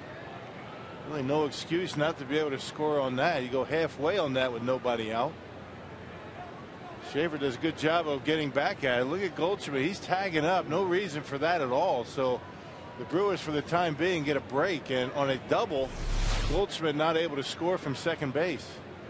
Just 1 run in. RBI for Kubel as Eric Chavez takes a ball. 3 straight hits to start this inning. And this is the same group of hitters, Montero, Goldschmidt, and Kubel, that started the second inning with 3 hits.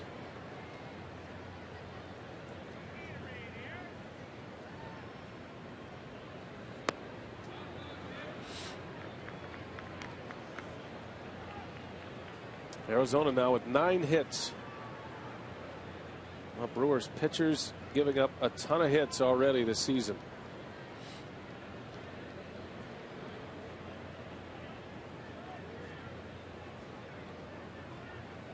Brewers have their infield halfway in.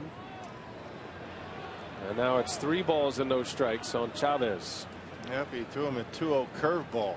You know, basically saying, if I walk you here to load up the bases, so be it. Now let's see what he does.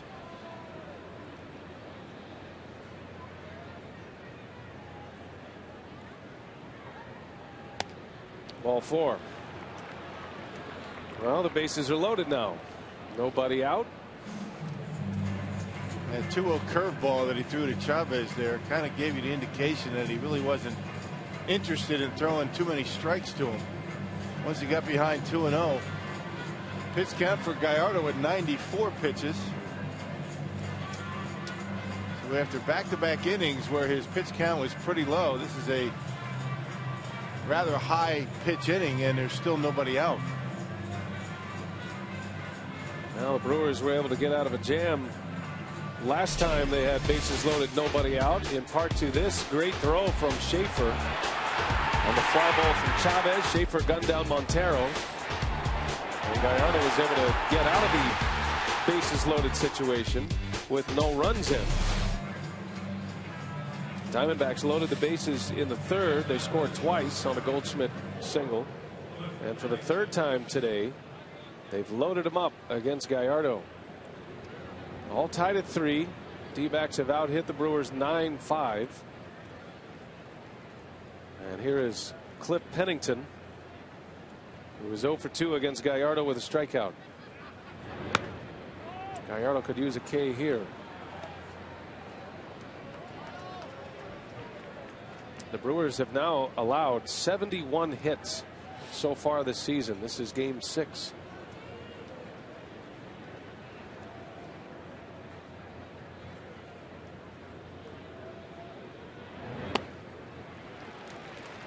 The breaking ball from Gallardo. He took a little off, and Pennington swings and misses.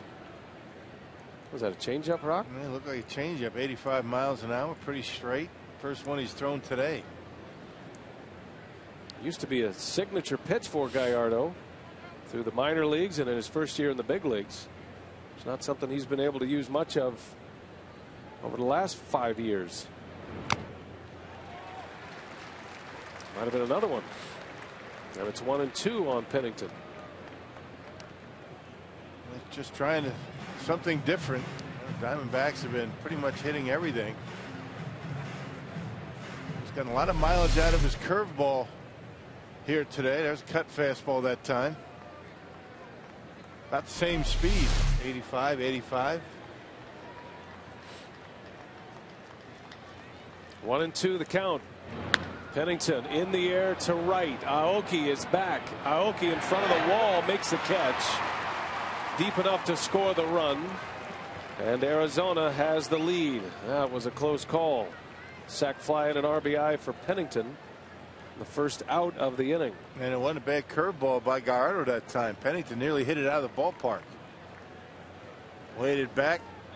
Curveball down in the zone, and watch Pennington wait back and golf it. Nearly hit it out of here. First time Gallardo has ever allowed more than 2 runs in a start against the Diamondbacks. That includes the 2 postseason starts he had against Arizona. And they have 4 on the board so far on 9 hits. Kennedy up there to bunt. Bunts it foul.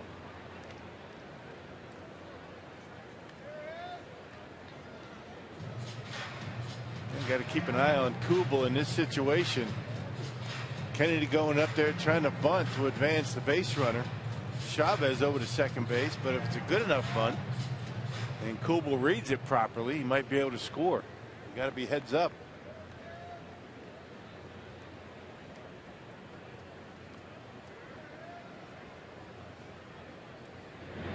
Gets the bunt down. Gallardo will make the play to first. Kubel holds his ground, and there is out number 2. So a sac fly followed by a sac bunt. 2 outs, second and third for Arizona, and back to the top of the order we go.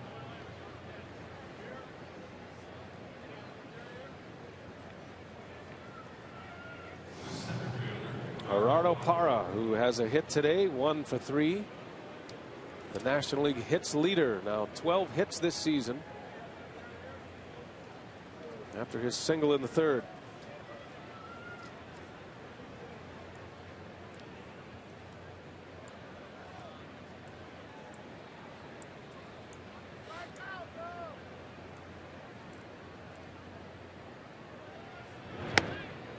Good pitch to get the count started for Gallardo.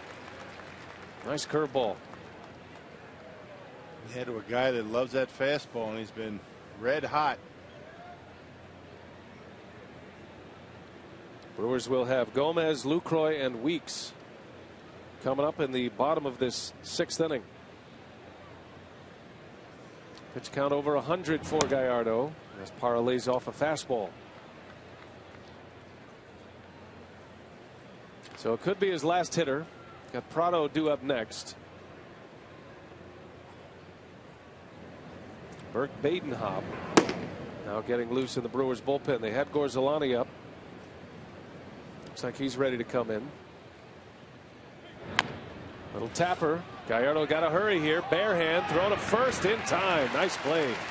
Giovanni Gallardo. An excellent defensive play to end the inning, but Arizona has taken the lead.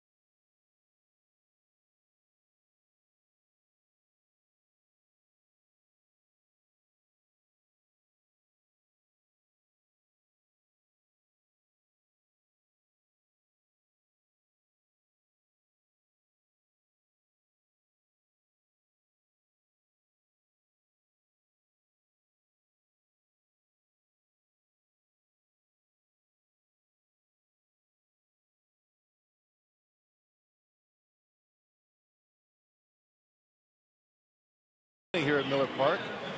Sunday, April 21st, the Brewers take on the Chicago Cubs at 1:10 p.m. and all fans in attendance get a George Scott bobblehead, compliments of Toyota.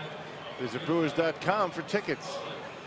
George Scott with all of his gold gloves, the pile of gold gloves. What a great first baseman he was. The Boomer, George Scott. And the ever popular all fan giveaways for those bobbleheads. Today is Nori Aoki's bobblehead day. He's had a good day. He's driven in a couple of runs with a double. But the Brewers are trailing 4-3 as we head to the home sixth. Carlos Gomez leads off, and a base hit to left for Gomez. On the first pitch from Kennedy, Gomez is aboard. A good guy to have on the bases. Let's see if the Brewers want to be aggressive with him. Gomez try and steal a base, get something going here in Miller Park, get this offense going. First pitch curveball from Ian Kennedy, and Gomez able to spank it into left.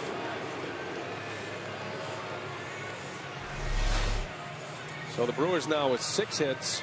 Gomez has his first of the afternoon, and that's going to bring up Jonathan Lucroy for the first time, occupying the vacated spot of Gene Segura. Segura left this game with a leg injury, not thought to be serious, but enough to have him removed from the game. Had a collision with Gerardo Parra at second base back in the 3rd inning. And the list of injuries continues to grow for the Brewers. Segura came in as the top hitter in the National League, a .500 batting average after the first week.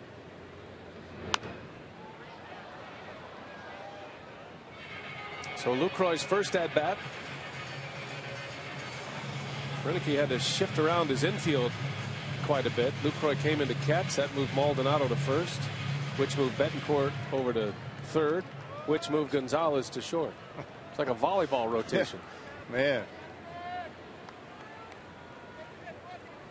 that's good to have players that you can move around like that. A lot of teams don't.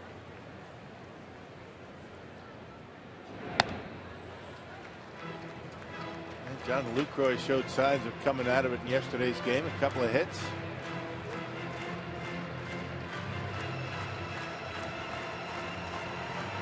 It's just been one after another for the Brewers as far as injuries go. It's part of the game, and trying to weather this storm here. The Brewers off to a 1-4 start after winning on opening day, losing 4 in a row. Stay tuned for Brewers Live after the game. Craig and Davey will get an update. Mark Buchanan will be in the clubhouse and find out how Segura is. Probably won't know much until tomorrow, but it's a day game tomorrow, so a quick turnaround at Wrigley.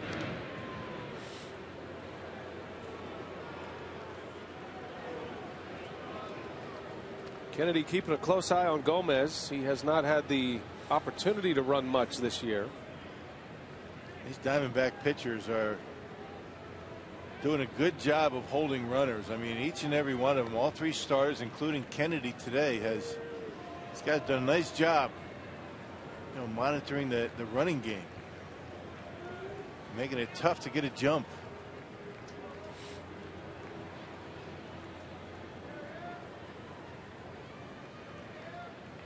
One ball, 2 strikes, and another check on Gomez. And not only do they throw over a lot, they vary their delivery to home plate. They'll give you the slide step. They'll lift the leg. They'll hold the baseball from time to time, something that Kirk Gibson requires of them.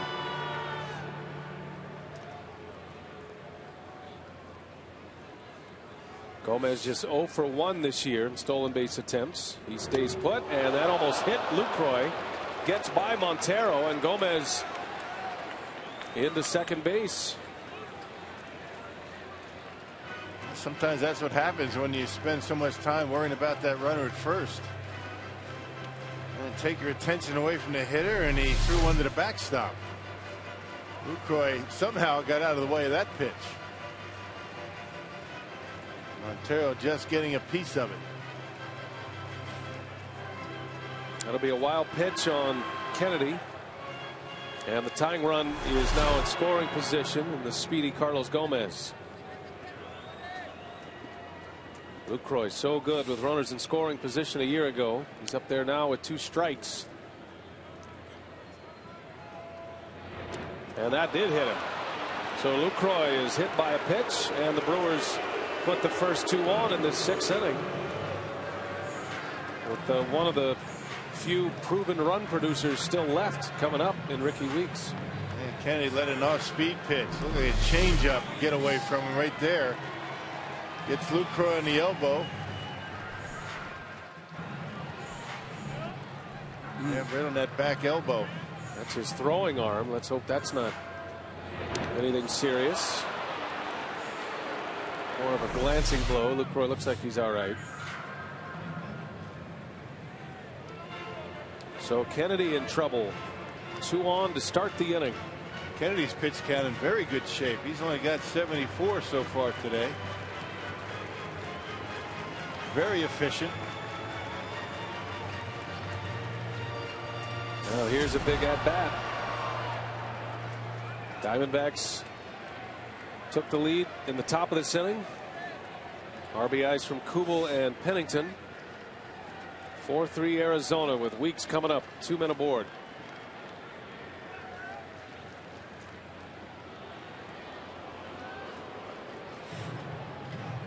Weeks has bounced into a couple of double plays this year. Kennedy is a ground ball pitcher. And you know he's hoping Weeks hits one on the ground.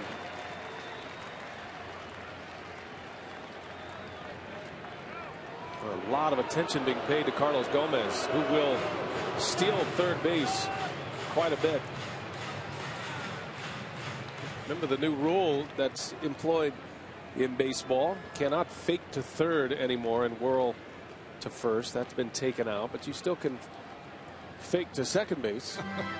Maybe that's next on the list. Well, you can't fake the first, you can't fake the third, but you can fake the second. Why I'm not sure. Second base will be next.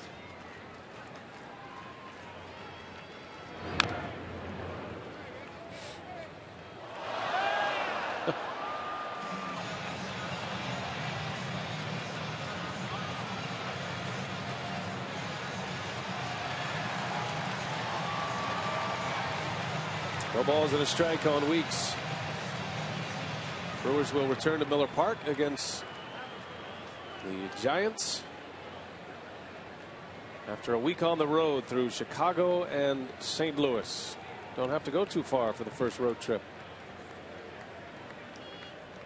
Gomez at second, Lucroy at first, and it's a ball and a strike on Weeks.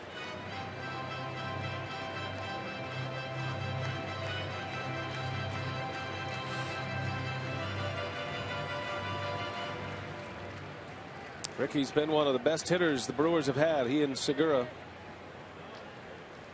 Now 8 for 21 through the first 6 games. Outside, ball 2. Man, Kennedy losing his command just a bit.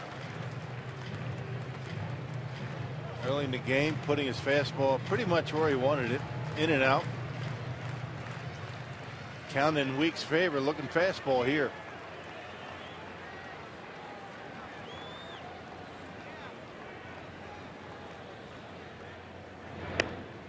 Ball 3.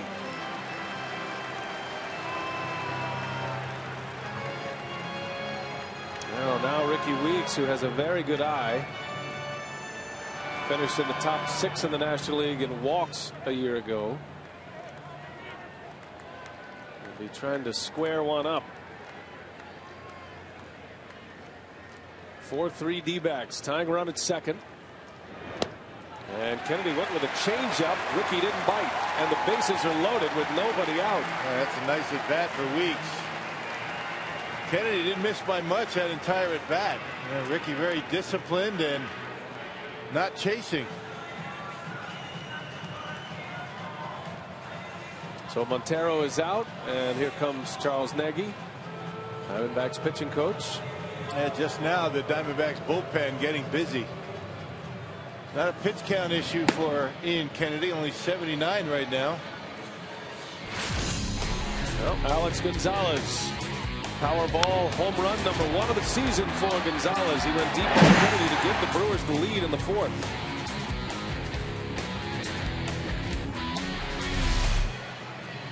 And Gonzalez up with the bases loaded in the 6th inning. Ziegler just now throwing. That shot you saw of him was his first toss in the bullpen. So it's going to be at least one more hitter. And maybe two. And we got Schaefer on deck, a left-hander. So this is Kennedy's game right now. He has the lead, but the Brewers have loaded him up with nobody out.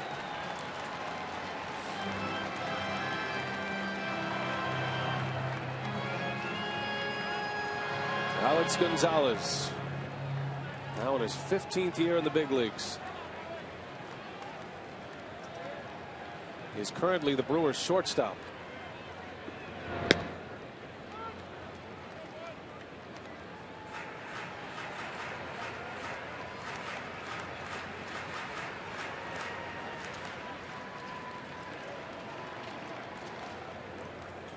Gomez at third, Lucroy at second, Weeks at first. And Gonzalez lines one to third, and it'll turn into a double play. Boy, you talk about a bad break. And hit it any better than that. Wow. And nothing Gomez could do about it. Bullet, and no chance for Gomez to get back at third base. Man, that's a tough one. Yep, bad break. Right at Chavez at third. Little bit either way, and the Brewers are still running. Well, now it's going to take a 2-out hit. Still 2 on. Here is Logan Schaefer.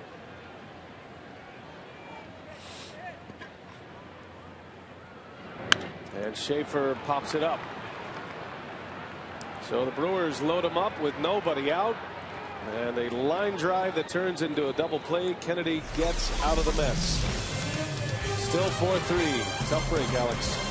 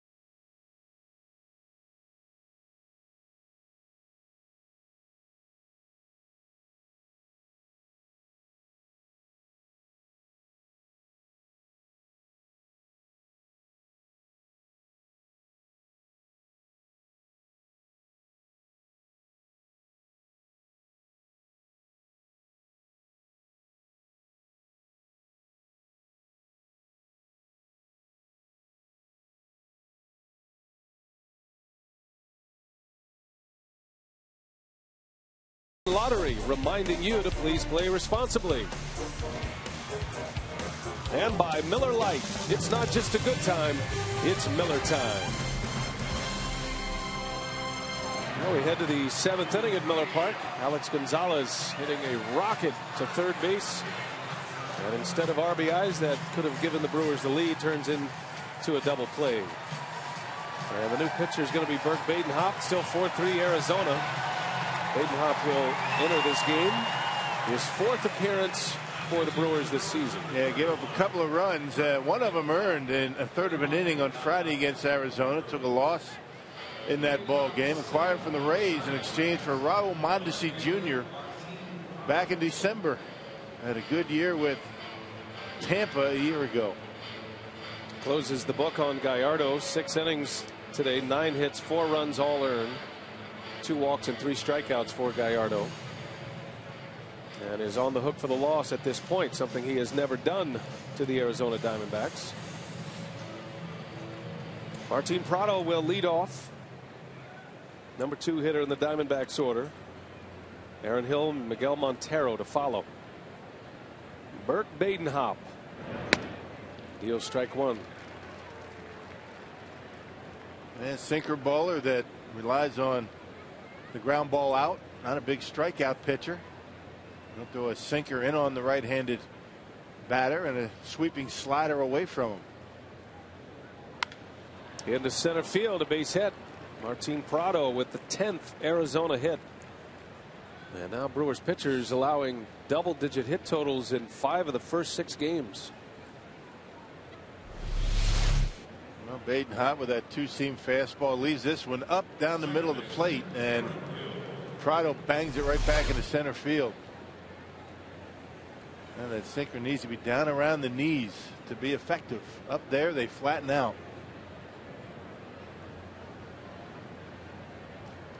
And here is Aaron Hill now. 1 for 3. He scored a run in the 3rd. And that one is hit high and deep to left field. Logan Schaefer at the wall. And this ball is gone. Just like that, the Diamondbacks add to their lead. A 2-run home run by Hill. And it's now 6-3 Arizona.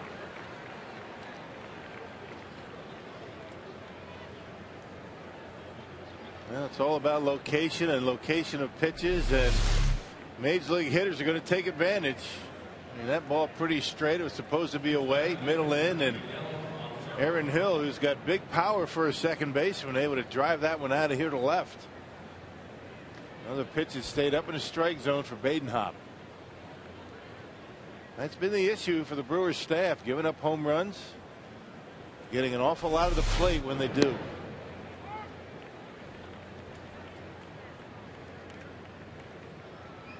Badenhop facing Miguel Montero. Hill. Really no sink on that baseball at all. Just a little bit of a tail, and Aaron Hill knocks it out of here. Off the glove of Badenhop right to Gonzalez. A fortunate carom, and there is the first out. That ball was hit hard. Putout goes 1-6-3.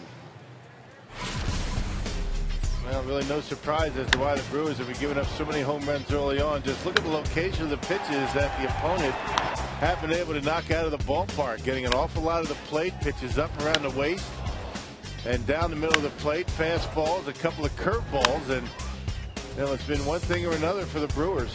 I mean, leaving pitches up in the strike zone through 6 games, 12 home runs allowed by the Brewers pitching staff, and really the pitches have been very hittable. Paul Goldschmidt has one of those home runs. Goldschmidt has 3 hits today, 2 singles and a double. Drove in 2 runs in the 3rd and 5 RBIs in this series.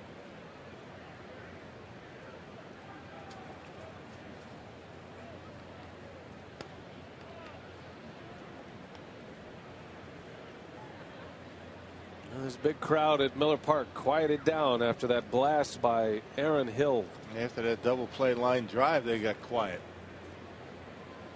And it didn't help with that 2-run homer.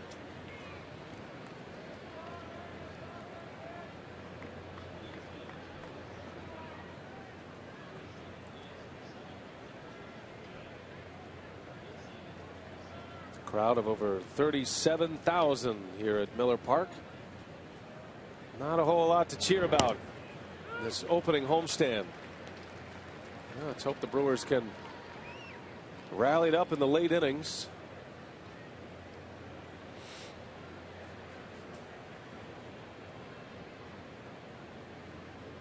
Six runs on 11 hits for Arizona. And a swing and a miss. So Goldschmidt is retired for the first time today. Out number 2. And to get the hot fastball by Goldschmidt up in the strike zone, that's really not where Badenhop wants to put it. He's a guy that lives around the shins and the knees, not up around the belt. And Goldschmidt swings right through it.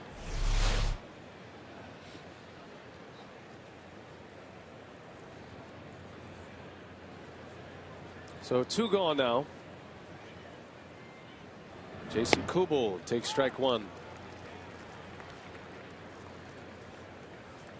Tough day for aces around the big leagues. Our buddy Jason Stark had a good note. Some of the top pitchers in the league coming back around for their second starts. David Price, R.A. Dickey, Cole Hamels, all giving up 8 runs today. Steven Strasburg allowed 6. Wow. Second time around, not so good. You mean even Steven Strasburg can give up runs? He can, I guess. Wow. To the heavy hitting Reds. CC Sabathia had a pretty good day against the Tigers. Now Verlander matched up against Sabathia and the Tigers. He gave up 3 early runs in that game. Sabathia did not allow a run today.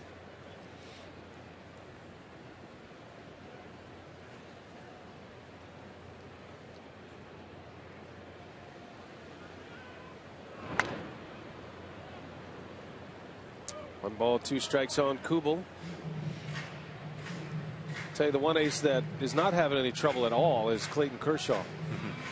Well, he was brilliant again yesterday after going the distance in his first game. He came back yesterday, struck out 9, did not allow a run, 7 scoreless innings. So he's got 16 scoreless to start the year. The Cy Young Award winner in the National League. He's kind of slipping into that window of the prime of his career right now, and he looks like keeps getting better. Yeah, he looks like one of those dominant pitchers that's going to be around for a while. There's a strike called on the outside corner. So Badenhov gets out of the inning. A couple of strikeouts, but some damage done. Aaron Hill hits a 2-run homer and gives the Diamondbacks a 6-3 lead. But the strikeout to Kubel wraps up the 7th. Time now to turn it over to Rob Edwards. Miller Park's presentation of God Bless America. Enjoy.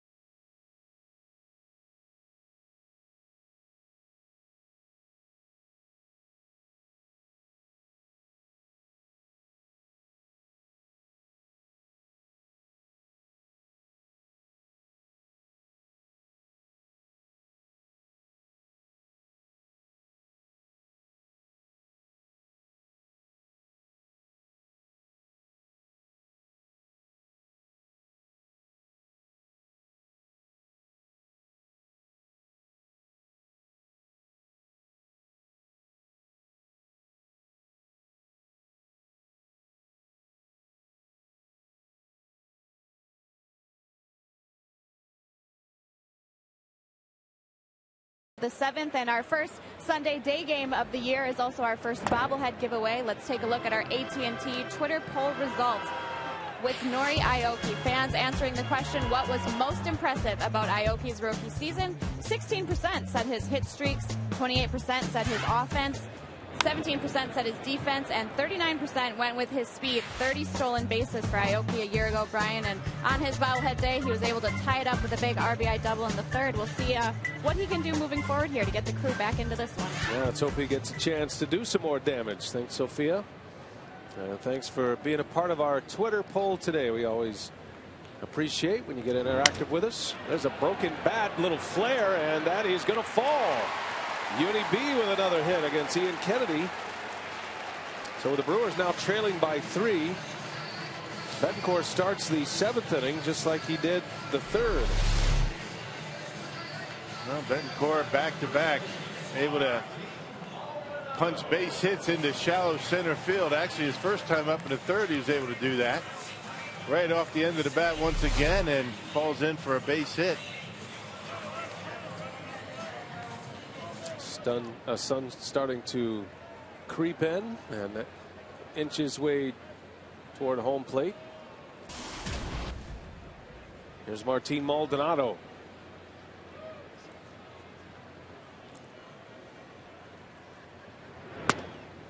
Strike 1 from Kennedy.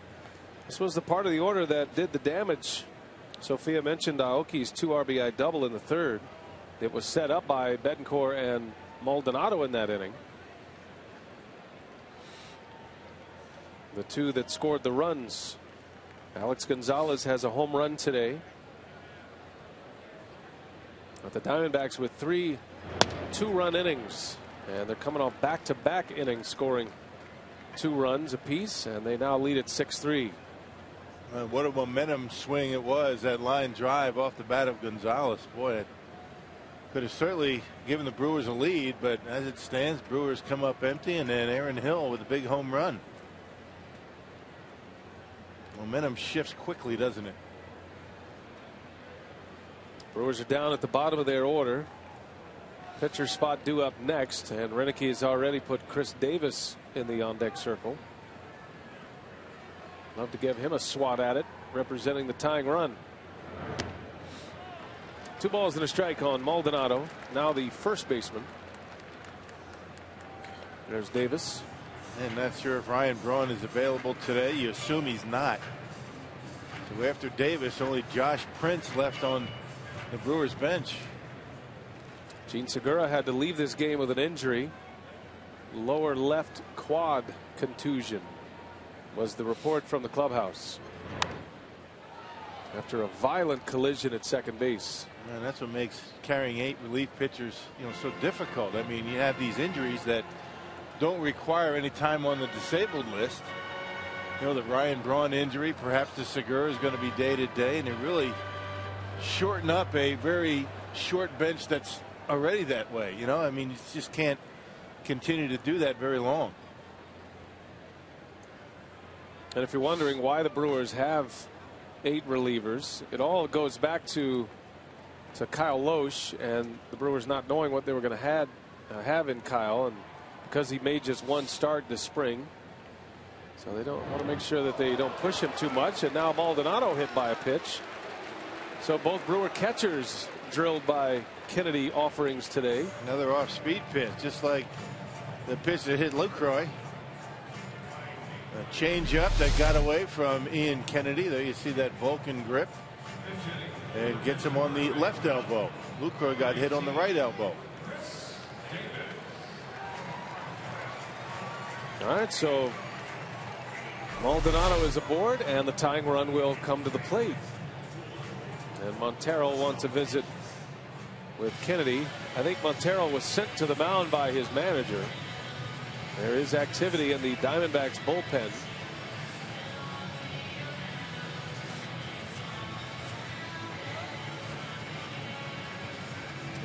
Ziegler, the sidewinder, and Gibson's probably going that direction. So a pitching change here at Miller Park. Ian Kennedy looks like he's done for the day as he gives the ball to his skipper. And he will exit with 2 on, still his responsibility, but cannot lose this game. We'll take a break. We'll set up Ziegler when we continue.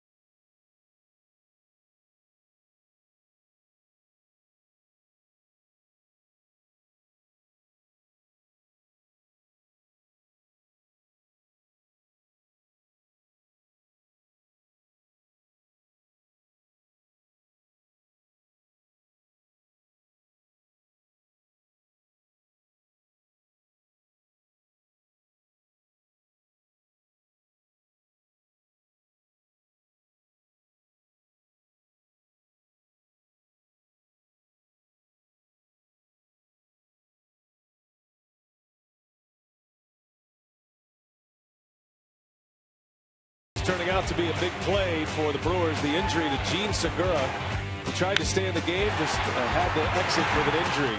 Nori Aoki drove in a couple of runs on his bobblehead day. Then Gonzalez hit a home run to give the Brewers a temporary lead. But Aaron Hill, after the Diamondbacks scored twice in the 6th, delivers 2 more with 1 swing of the bat in the 7th. And that's where we sit, 6-3, as we play in the bottom of the 7th. Ian Kennedy getting handshakes in the Diamondbacks dugout, and he will turn it over to his bullpen now. The Brewers bring the tying run to the plate. Brad Ziegler, the ground ball specialist, is on the mound. And the sidewinder, very tough on right-handed batters with that big sinker. Relies on the ground ball. He'll get some strikeouts with that sweeping slider. Nothing straight out of the hand of Brad Ziegler. Second appearance for Ziegler in this series. Chris Davis pinch hitting for Milwaukee. And Roenicke has just 1 bench player remaining now, Josh Prince. Big cut from Davison. It's 0-2. And he's disappointed he didn't connect with that one.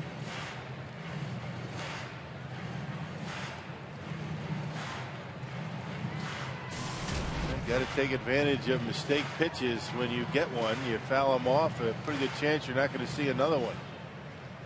Big difference between the minor leagues and the major leagues. Davis got his first big league hit yesterday. It was a double into right center. He's in a hole here, 0-2. Fights that one off. Count remains 0-2. Ziegler just pumping in the strikes.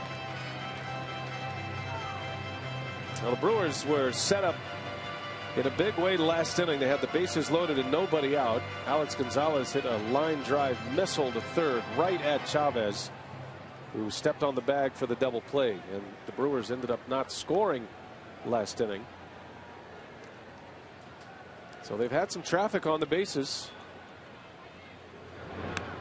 And a swing and a miss. Davis down on strikes.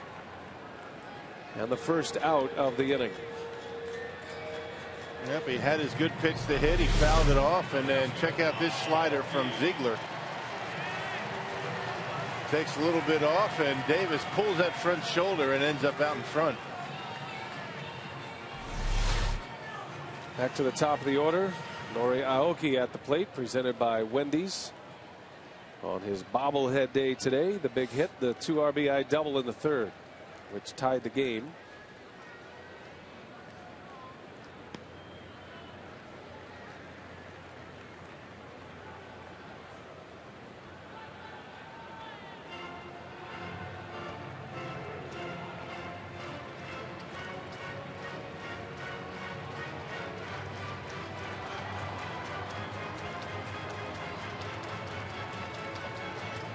Aoki today is 1 for 3.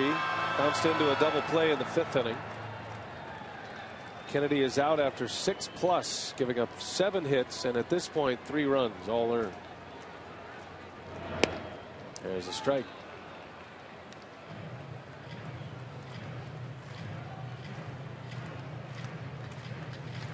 Ziegler had a great year last year. One of the better relievers in the big leagues last season. He finished 7th among major league relievers in ERA. 2.44 ERA if you go back to the 08 season. There's a base hit to left. Betancourt around third. He'll stop there. Down 3. Ed Cedar doesn't take a chance. The Brewers have him loaded again as Nori Aoki comes up with his 2nd hit. And that's exactly what you have to do if you're a left-handed batter. That baseball going away from a lefty. Aoki able to wade back and just punch it out there into left field. You want to try and pull it. As tough as he is against right-handed batters, lefties see the ball pretty early against Ziegler. Aoki lets it travel and he's able to slap it into left field. A nice job by Nori.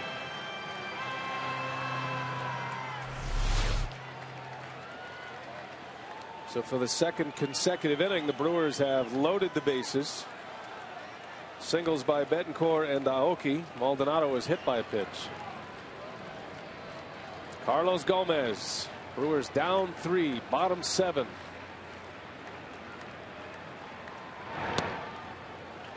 Not a bad matchup for Gomez. I mean, his fastball from Ziegler is going to end up on the inside part of the plate. And that's where Carlos likes it. He's got to be patient not to swing at that slider.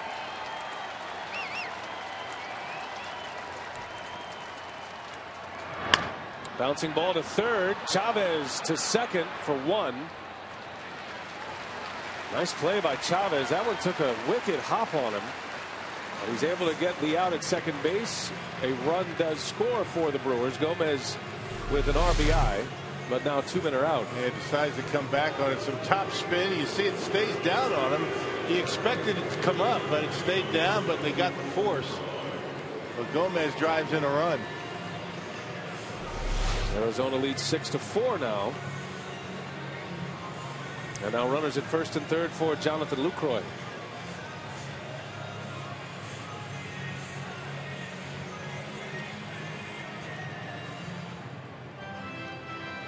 Lucroy with a 2-hit game yesterday.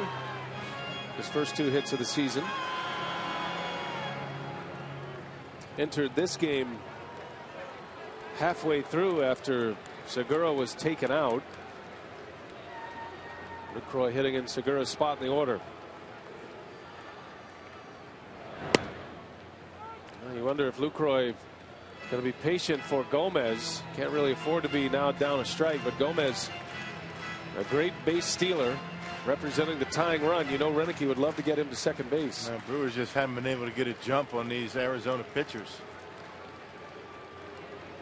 They're quick to the plate and they hold runners very well.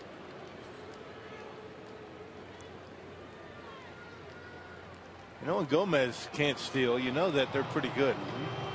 Because Gomez is going to run regardless. He just can't get a good jump. Can't get a read.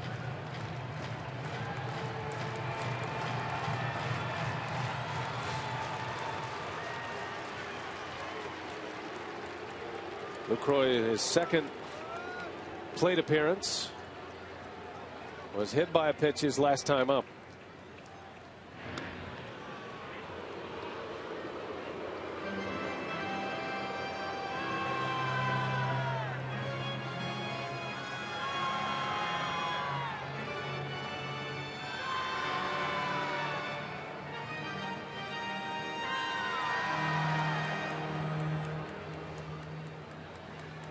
Maldonado over at 3rd.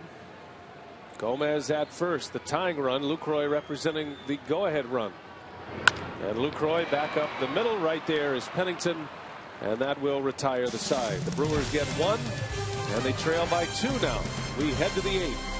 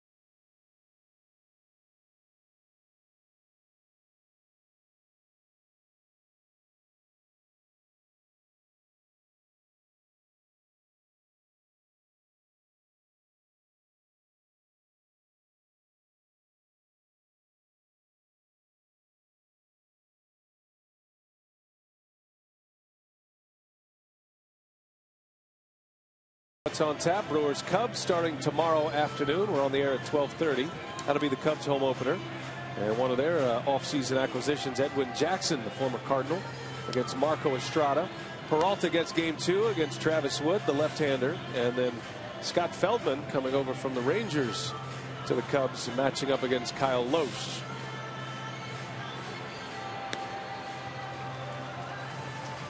Miller Lite What's on Tap starting tomorrow, first road trip of the year. Tom Gorzolani is next up out of the bullpen for the Brewers. 6-4 Arizona as we go to the 8th inning. Yeah, Gorzolani, last pitched on Friday against these Diamondbacks, tossed a 3-up, 3-down 8th inning. That included a strikeout, his 4th appearance already. See, Gorzolani has not allowed a home run. Not a big strikeout pitcher, relies on command. 2 strikeouts and 2 walks in 2 1/3 innings of work. Now imperative to put up a 0 here. Diamondbacks lead 6-4 on 11 hits. They've out-hit the Brewers 11-8. It's been an errorless game so far, as Eric Chavez will lead off for Arizona. Chavez, then Pennington, and then the pitcher spot. This is a tough bullpen in Arizona. Got Hernandez setting up. J.J. Putz, the closer.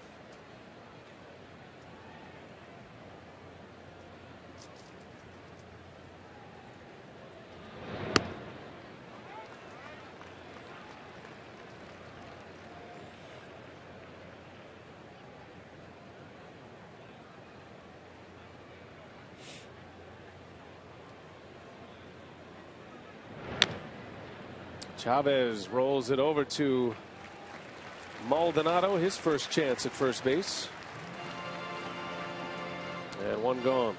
Now Maldonado playing first base because of the injury to Segura, mixing and matching in the infield, and the list just grows by 1. Ryan Braun still out with neck spasms. He and Segura not on the disabled list. You forget about Jeff Bianchi and Taylor Green. Those were the 2 guys who were going to be the primary backups. They started the season on the DL. Corey Hart had knee surgery. Well, it has been a rough spring training and a rough start to the season on the injury front. Well, it's going to come to an end at some point. Brony's probably going to be back sometime in that Chicago series, and Segura probably day to day, you would think anyway, not to speculate, but you just got to work through it. You just got to rely on your depth. You got to rely on the other guys to get it done. It really puts a lot of emphasis and a lot of pressure on your pitching. Well, sometimes the day-to-day injuries, while that's the best news scenario for a player, that you don't have to put him on the DL. But if a player is day-to-day and he's not available, like Braun today, that can really tighten up your personnel, and it doesn't give you many options. That's like we were talking about last inning. When you have 8 pitchers in your bullpen, you start out with only 4, and when one of them can't play, makes that man's job very difficult. It really does. But that's the way it has to be right now, because the starters have not been stretched out. They're not able to get deep into games, and Brewers feel as though they need those 8 arms coming out of the pen. But if Segura is going to be out for any considerable amount of time, maybe even 2 or 3 days, I don't see how they can go to Chicago with 8 pitchers. Now, if he's day to day and essentially a 3-man bench, that's going to be tough. And the weather is going to be cold, and looks like they're calling for some rain. Pennington skies one out to Gomez in center field, and there is out number 2. Now the Diamondbacks will bring on a pinch hitter here, Alfredo Marte.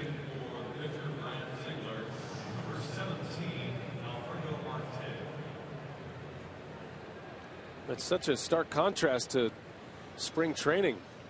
Rock and I were in Arizona all spring, and I mean, Ron Renicky was just trying to find innings for players in spring training. That was about as crowded of a clubhouse as you could have. But the rosters are pared down to 25 when you get to the regular season. Well, the Brewers had to get bases the last couple of days in spring training to put together their starting their starting lineup and their batting order, and that lasted how many days? He had a couple of injuries that have popped up, and Ron Renick's still waiting to get some continuity in that batting order. Guys moving all over the place already.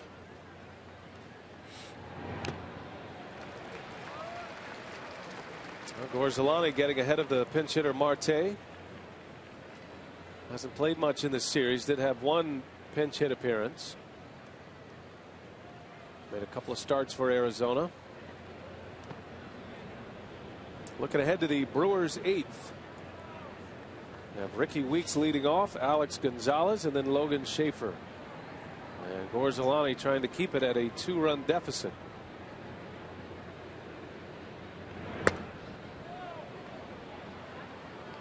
Full count to Marte.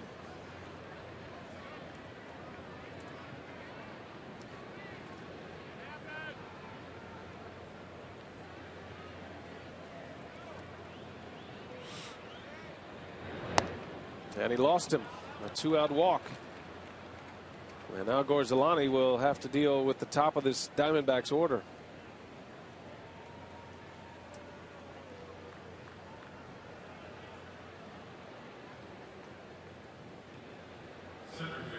Now Milwaukee loads the bases in back-to-back innings, the 6th and the 7th, and squeeze 1 run out of it. Tough luck for Alex Gonzalez, who hit the line drive to third. It turned into a double play.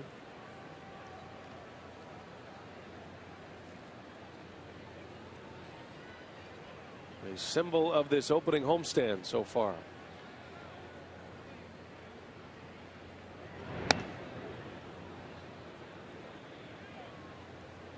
Gerardo Parra continues his hitting ways, has a hit today, 1 for 4.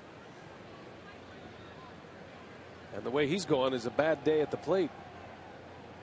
Seems like he's getting 2 hits a day.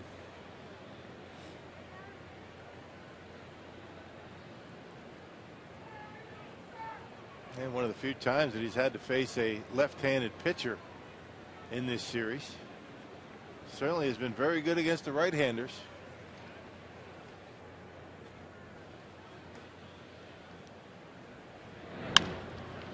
Bouncer out to short. Gonzalez takes care of Parra, and Gorzelani puts up a 0 in the 8th. Bottom of the 8th coming up. The Brewers down a pair.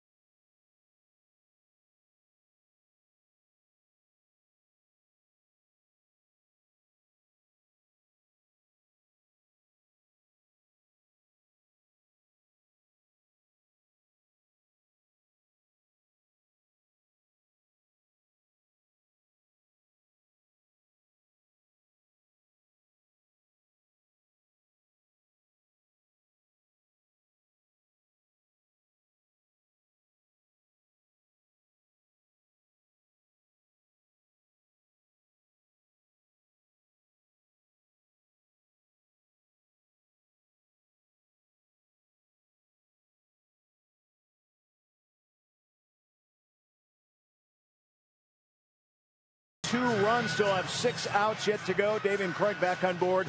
We're getting set for Brewers Live postgame coming up after the ball game. Brewers making some noise in this game, and certainly not over, but trying to find and scratch and claw any possible way to get a victory and snap that losing streak. Craig, and the one thing about it is that they're not getting any breaks. They had in the 6th inning that line drive by Alex Gonzalez with the bases loaded, just took them right out of the ball game there, that inning, to have a big inning. So they're just not getting the breaks right now. All right, the instructional also on the way after the ball game, and this afternoon the guys will be in the outfield going over that Schaefer throw. So what you do after you make the catch, getting yourself in proper position as an outfielder. Coming up on the instructional post-game Brewers Live. Ryan? All right, Craig and Davey, thanks. As we head to the bottom of the 8th now, and David Hernandez, he is next up for the Diamondbacks. Terrific setup man for Arizona, who has closing experience. Yeah, what makes him so good is the fact he throws a lot of strikes. 5 strikeouts, no walks in 3 appearances so far. His second appearance in this series. He has had closer experience, has David Hernandez. Can be tough to see this time of day with the sun pouring in, and he's fallen behind Weeks. 2 balls and no strikes.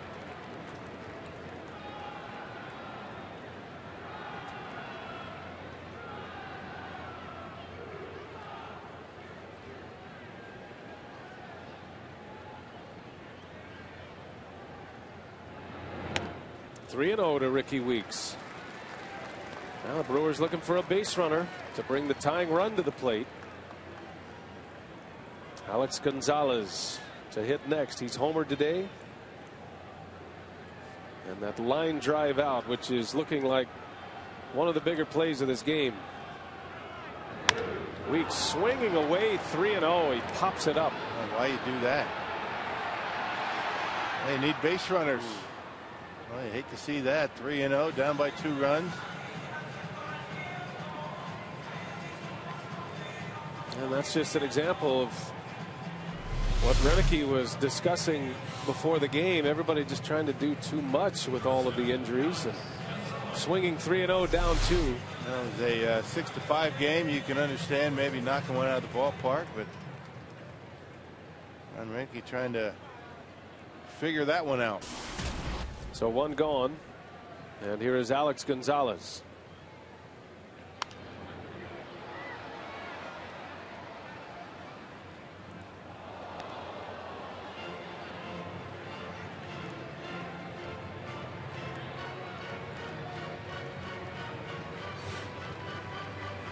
Gonzalez hit his first home run of the season back in the 4th inning. Started his day playing third base. Ended up at short after the Segura injury. Our shining moment brought to you by Marshfield Clinic. This was the good part of Alex's day. The home run that at the time gave the Brewers the lead 3-2. That was in the 4th.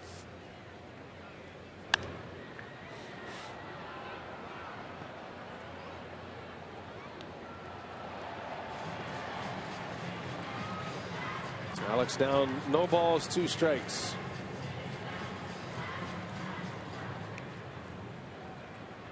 Coming back from knee surgery last year. He said he feels good. He's been going through his rehab process still. As he lines one into left, a base hit. He got fooled on the pitch, but able to get enough on it to slap it into left field. And there's your base runner. So the tying run will step in. That was a slider from David Hernandez. It stayed up in the zone, but away from Gonzalez, and one-handed it right into left field. It's a crazy game, right? Yeah, you just hit one right on the money and right at somebody, and then you take a desperation swing and you get a base hit.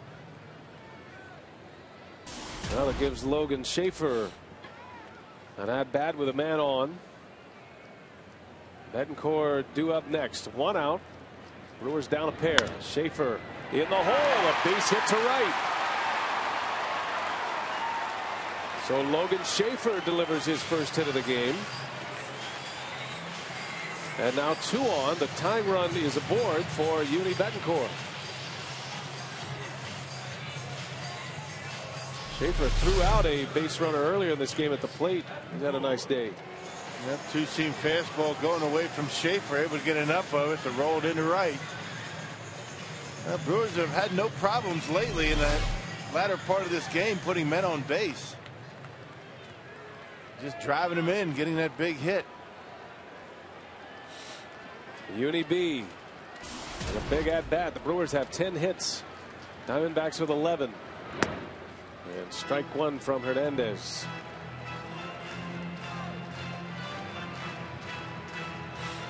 Now maybe the best that Betancourt has ever been was against Arizona in the 2011 NLDS.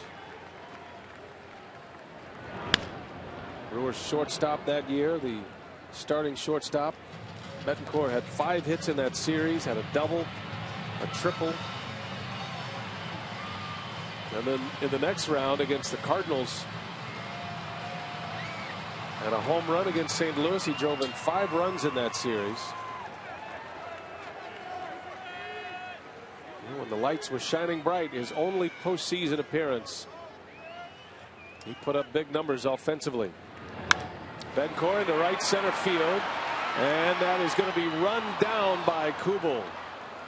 Tagging at second is Gonzalez. So the second out in the inning. And runners at the corners now for the Brewers. 2 men are gone for Maldonado. And just a little bit out in front. Betancourt didn't allow the ball to travel. Really didn't have a good solid base to drive that ball over his head. And another good running catch by Kubel. So it'll be Maldonado with 2 away. Well, the Brewers are looking for a big jolt here. They need a big hit from someone.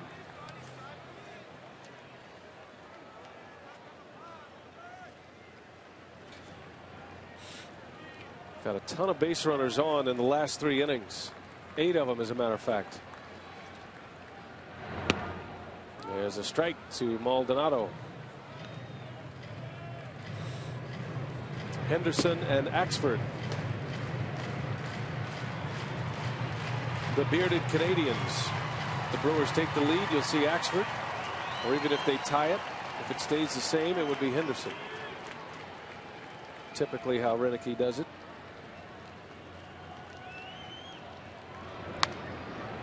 Oh, 0-2 on Maldonado.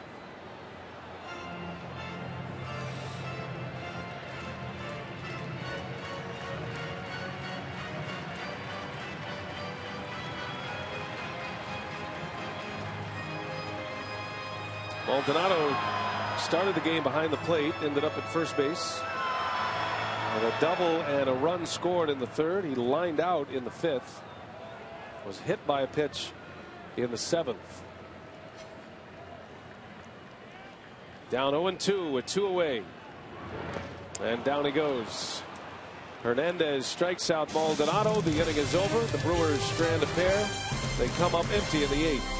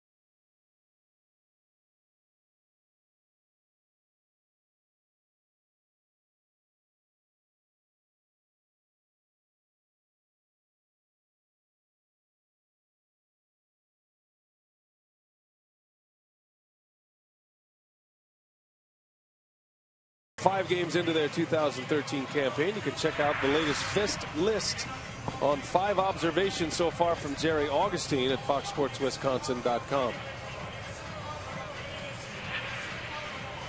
Ron Renicky, been a frustrating start to the season. The Brewers down a pair heading to the 9th. Jim Henderson will have this 9th inning and trying to keep it at a 2-run deficit.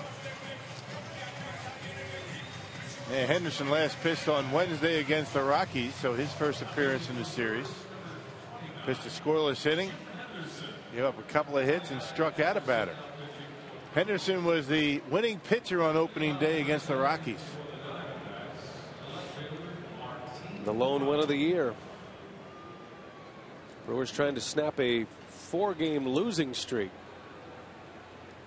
Martin Prado will lead off for Arizona. Prado, Hill, and Montero. Diamondbacks with 6 runs on 11 hits today. Brewers have 4 runs on 10 hits. A lot of traffic on the bases for both teams as Henderson pours strike 1 in there. Brewers Cubs tomorrow. Day game from Wrigley Field. That'll be the home opener for the Cubs. Chicago is in Atlanta today. That game's already final. Braves beat the Cubs 5-1. Braves are off to a 5-1 start. Tim Hudson beat Jeff Samardzija. Cubs are 2-4. Yeah, Dale Swaim has already pulled the plug on Carlos Marmol as the closer. He's no longer closing for Chicago. That didn't take long. Yeah, Marmol out, Fujikawa in. Off-season acquisition from Japan. And you wonder what the future holds for Carlos Marmol.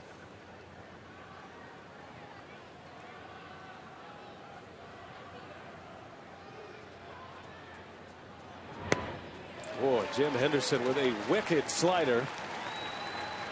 Makes Prado look bad. You don't see that very often with Prado at the plate. Very disciplined and completely fooled on the slider.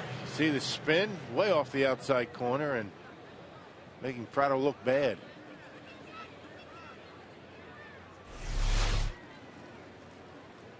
So 1 gone. Henderson with a strikeout. That'll bring up Aaron Hill.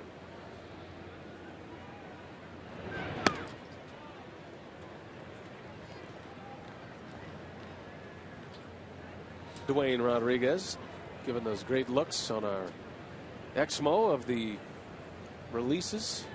Well, you see a lot with that camera. Yeah, hitters only wish they could see it that slow.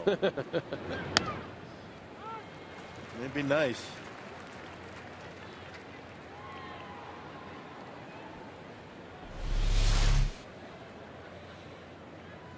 Yep, fastball, you can see it clearly. It's a lot easier to see it with that camera than it is when you're up the plate. Believe me. 1-2 the count on Hill.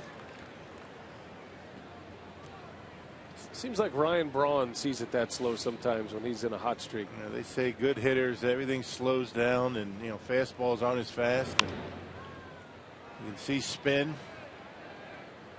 That's what makes them so special. Their vision.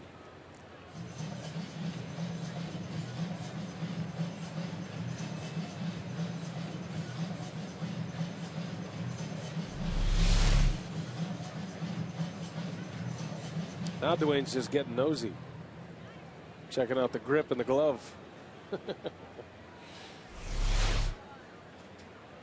1 ball, 2 strikes. And the pitch to Hill skips back to the screen.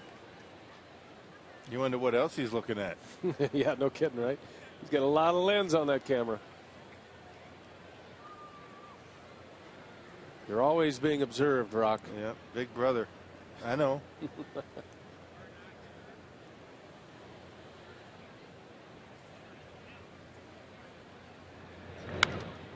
Hill hangs in there. Aaron Hill. Something about Brewer pitching. This guy continues to rake. 2 more hits today. Hit a 2-run homer in the 7th.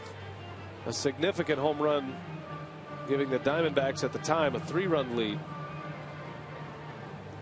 Brewers answered in the bottom of the 7th with 1, but still trailing by 2. They have been able to tack on runs. They did it yesterday too. Slow roller to Gonzalez, takes his time and makes the play for the out. 2 gone.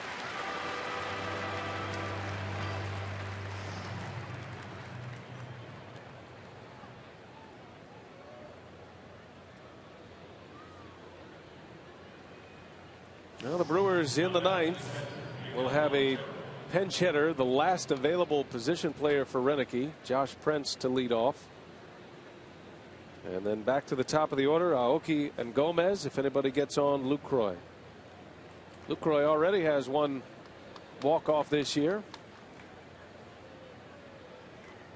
I'm sure this crowd of nearly 38,000 would love to see him get another shot at it. There's strike 1 to Montero. 2 hits and a walk today for Montero. His only out of the day was probably one of the hardest hit balls for him today. Hit a rocket that went off the glove of Badenhop and right to Gonzalez at short.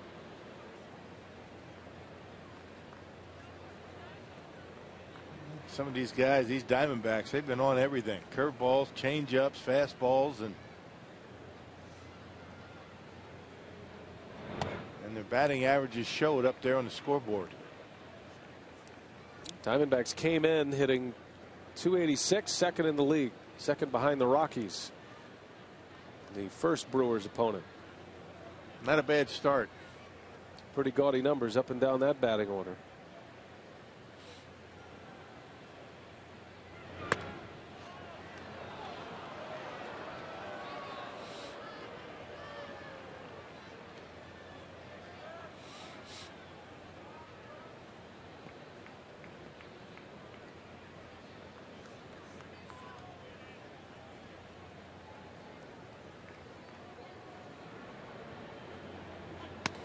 Three and 2. Big swing from Montero.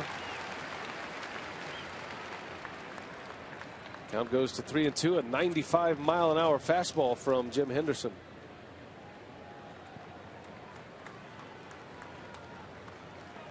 Well, Gallardo on the hook for the loss as it stands right now. Kennedy in line for the win.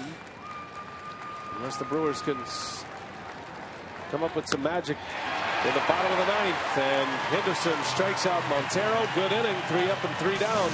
Couple of Ks. Here we go. Bottom of the 9th. Down a pair.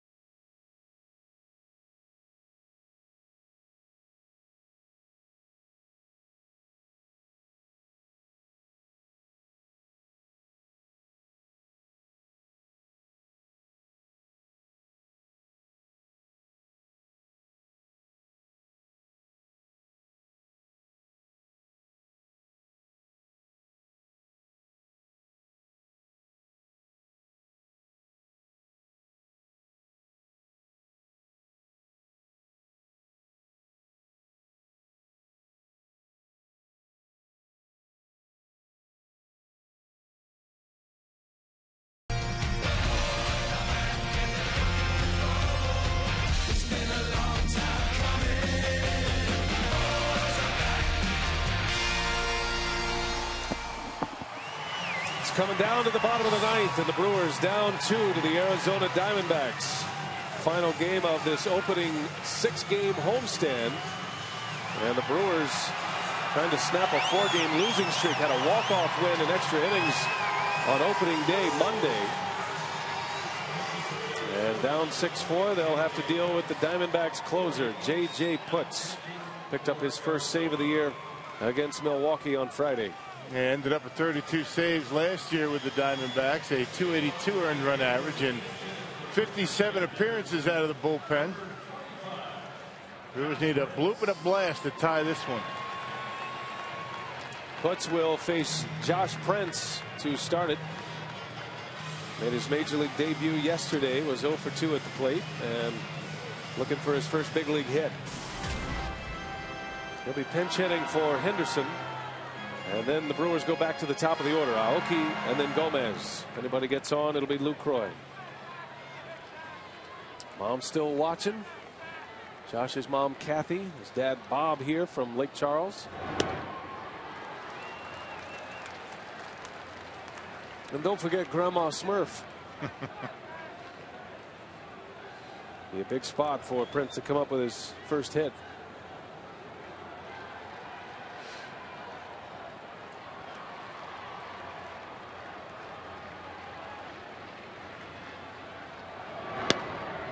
There's a strike. J.J. Putz has that devastating split finger pitch.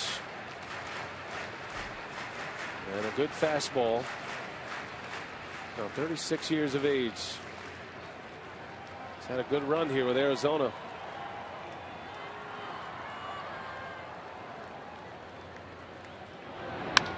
Into center field. Backing up on it, Parra. Still on the move. Can't get it. And it one hops out. That'll be a ground rule double for Josh Prince. And his first major league hit comes in a clutch moment. A leadoff double in the ninth. Well, he smoked that baseball. You only can imagine how he must feel. How about the family? They're fired up. Now the tying run comes to home plate for Milwaukee. Fastball right down the middle, and Prince able to center on it and drive it over the head of Gerardo Parra. Well, that was a good start to the ninth. Now time for some breaks to fall for Milwaukee here.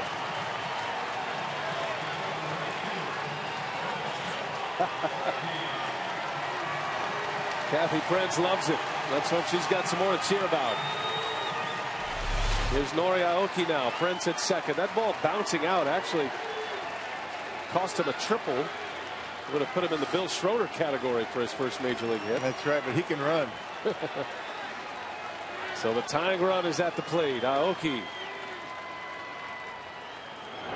And a bouncer that is through. A base hit. Here comes Prince. He will score. And the Brewers are within a run. Nori Aoki with his third RBI on his third hit. Good speed at first base. So Josh Prince able to jumpstart the offense here in the ninth. Down by 1 now. Nori not messing around. Fastball rolls it into right, and Josh Prince with great speed able to score. Well, you got to attack the fastball early. You don't want to mess around with a splitter. And J.J. Putz almost falling down, so excited. Follows his first major league hit with his first run scored in the big leagues. So there's the tying run. Carlos Gomez, the winning run. There goes Aoki. Squared a bunt. No throw. Pitch in the dirt. Big stolen base for Aoki. And now the Brewers a base hit away perhaps from tying it up. And not messing around, going on first move. Puts a rather slow to home plate. And Montero can't keep it in the glove. First pitch. Tying run in scoring position. Nobody out.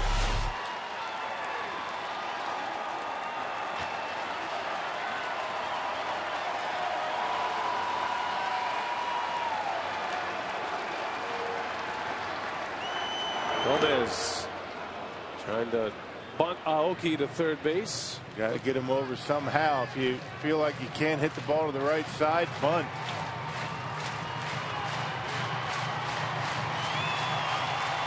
Diamondbacks have their corner infielders in. Last year, Putz had 5 blown saves. He saved 32 during the year, coming off a 45 save season the year before that. 1-1. The bunt again. Gomez bunts it foul. And normally Gomez, an excellent bunter. I can't imagine Putz being an easy guy to get a bunt down on, however, with that splitter. So now it's 1-2. And that's going to be, it's about survival for Gomez with 2 strikes. You got to put it in play somehow. They'd like to be able to get him over to third base, but you just want to put the ball in play somewhere. And the wild pitch is always a possibility with that splitter in the dirt. 1-2. Tying run at second. Gomez representing the winning run. And he fouls that one away. Just got a piece.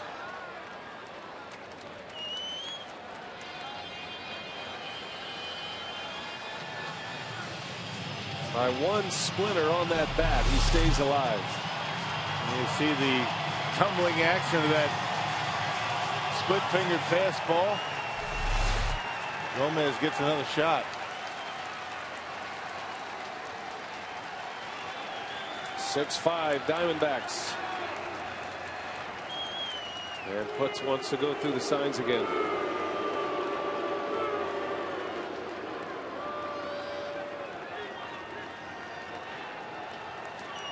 Lucroy waits to hit next.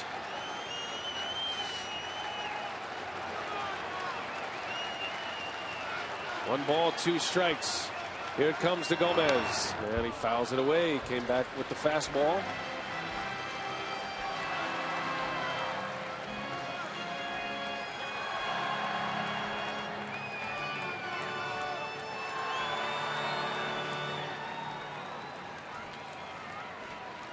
Gomez moved up in the batting order today to hit second.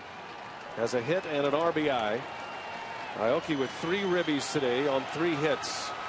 The tying run. Gomez hanging tough. That was the splitter. And trying to come up and in on him. I don't think that was where he wanted it, but that's where it ended up. Gomez loves the pitch inside. He loves it. In the outfield for the Diamondbacks, they have good throwing arms, the best of which in center field in Gerardo Parra, a Gold Glove outfielder. Pitch number 7 of the at-bat. And Gomez, a slow roller, foul. Count remains at 1-2 strikes. Just doesn't have the velocity on that split-fingered pitch that he used to, which makes it a little bit easier to pick up. That one was left up in the zone, and Gomez able to foul it off. Splitter's designed to be in the dirt when he gets to home plate, and Putz so far has not done that.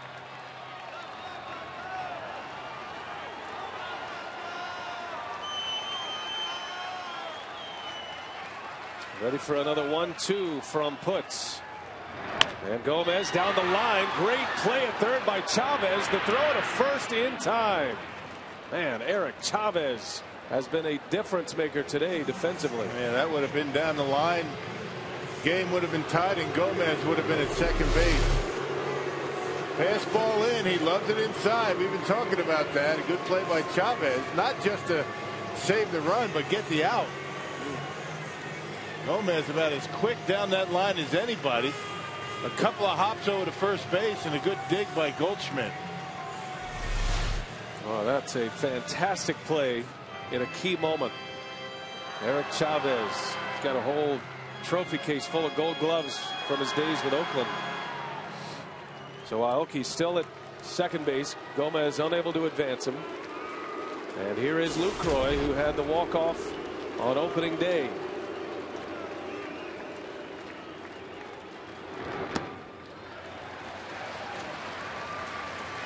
Martin Prado, utility player in left field, an accurate arm.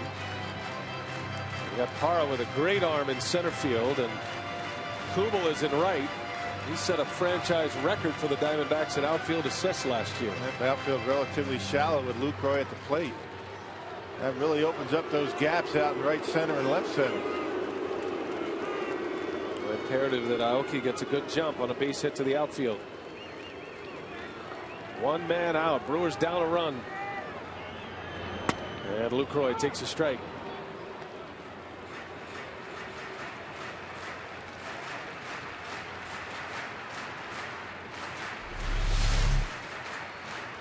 Fastball, not the pitch Lucroy was looking for, right on the inside corner.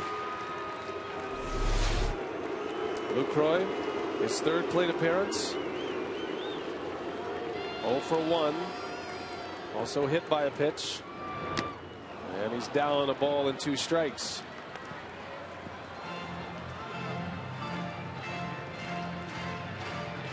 Foot struck out Lucroy in game 1.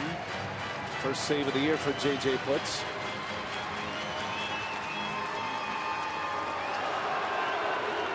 Ricky Weeks on deck. See what Putz has in mind here. 1 and 2.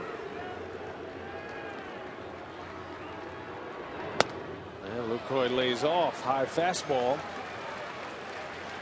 Able to check his swing. So 2 balls, 2 strikes. Had to be getting a bit tough to see, and Lucroy able to hold up.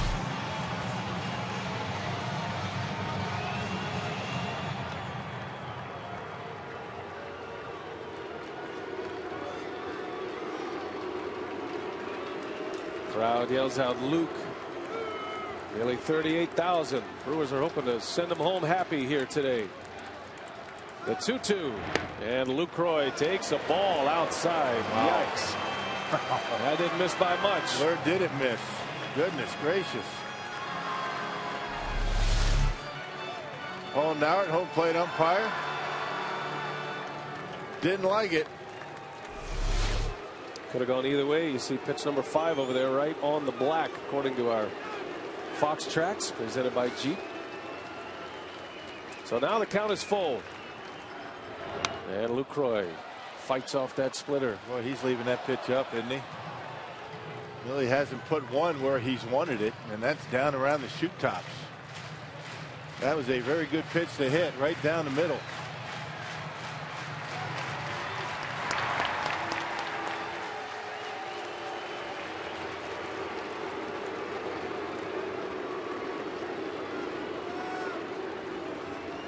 We'll do it again.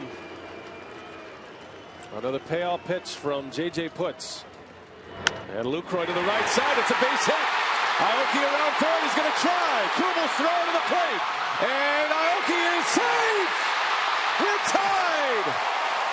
Lucroy delivers in the clutch.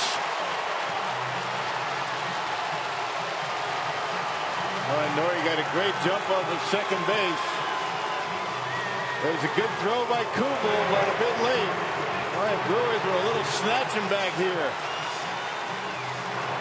Many opportunities in the latter part of the game and coming up big. Second attempt at that fastball. He dumps it into right. And here comes Aoki. Makes it easily into home plate. Well, they say it's a game of inches. How about a game of quarter inches? That pitch before very easily could have been rung up as a strikeout. It wasn't, and Lucroy delivers. And that throw just on the wrong side of the plate to allow Aoki in there. Kubel has a great arm, but it didn't get off his best throw. And Lucroy comes through. The best the Brewers have to offer last year with runners in scoring position. And he delivers in a big way. Had that walk-off on Monday. Ties it here in the 9th. And now Ricky Weeks, still just 1 out. And the Brewers want to win this one right here and now. A blown save for Putz. All tied at 6.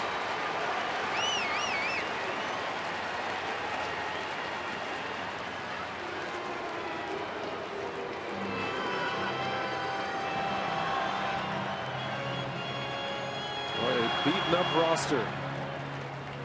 So many injuries, and the Brewers able to come back. This would be a signature win to start this year. Weeks takes a ball, down and in. Now watch the way Montero reaches in front of home plate and then has to bring the tag back. If he lets the ball get to him and maybe get in front of home plate, it might have been closer. Jonathan Lucroy in kind of a tough spot. If they cut that off and he gets thrown out, then he looks bad. So he remains at first. You know, that throw was a little bit higher, and Lucroy knew that that ball was not going to be able to be cut off. He might have gone into second base, but because the throw was right at the cutoff man, he was kind of stuck.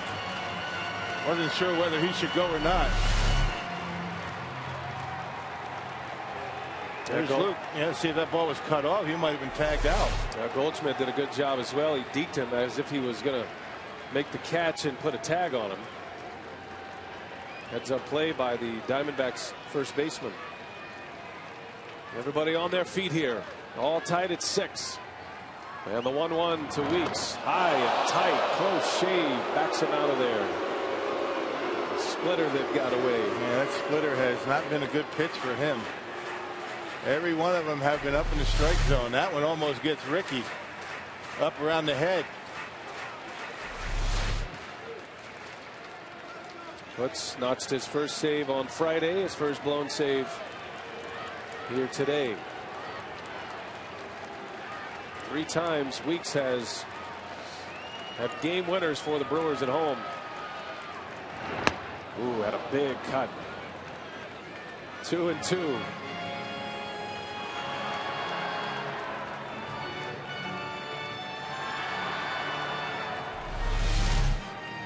This pitch literally right down the middle of the plate, and Ricky just a bit underneath.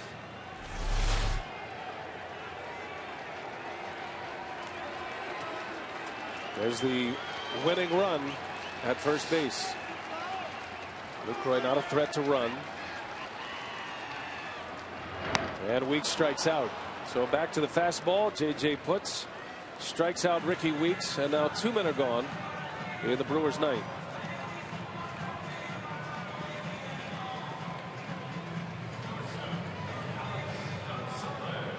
Alex Gonzalez. 2 hits today, a line drive out with the bases loaded. He homered back in the 4th inning.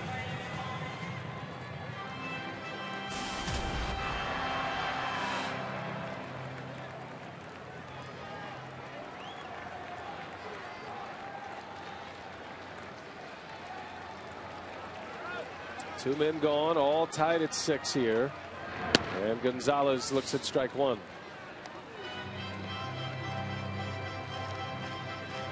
Brewers have scored twice. Inning started with a Josh Prince double, his first major league hit. Aoki drove him in with a single. Stole second. Lucroy delivered Aoki to tie it up.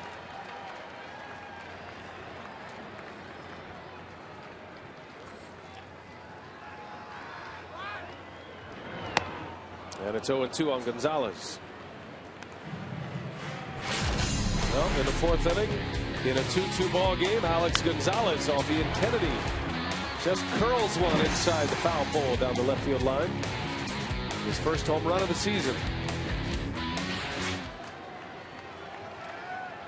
He's down 0-2. Looks like Putz content to stay away from Gonzalez.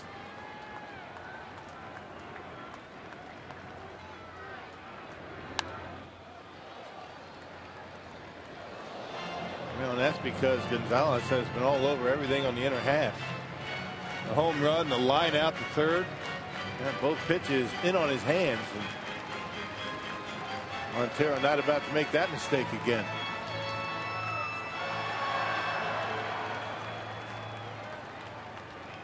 Logan Schaefer would be next. 2 outs. Alex Gonzalez with Lucroy at first. And a called strike 3 on the inside corner. So Gonzalez is out. The inning is over, but the Brewers come back. Down a pair to start the ninth. Started with a Prince double, his first big league hit. Aoki, his 3rd RBI of the day. And Jonathan Lucroy ties it up. Extra innings at Miller Park.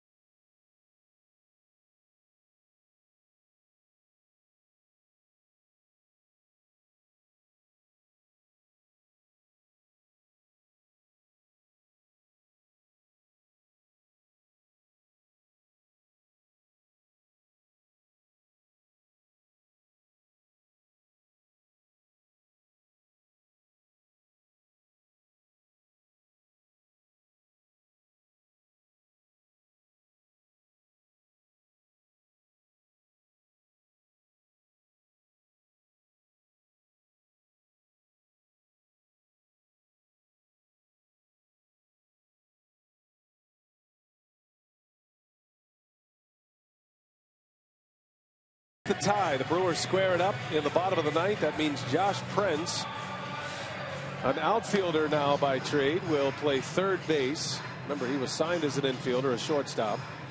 So he is at third as Renicky uses as a double switch here. That moves Betancourt over to short. He's played 3 positions in this game. Gonzalez is now out. And all that for John Axford, who is in the game in a tie game in the 10th inning.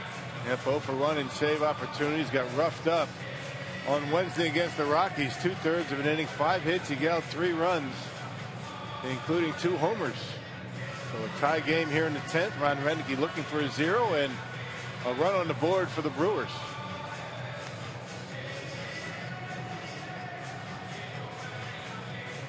John Axford trying to get this one to the bottom of the 10th inning. Logan Schaefer, Uni Betancourt, and Martin Maldonado would be the hitters, as the Brewers have come back here today. They scored a run in the 7th. Gomez with an RBI, and 2 in the 9th. Aoki and Lucroy.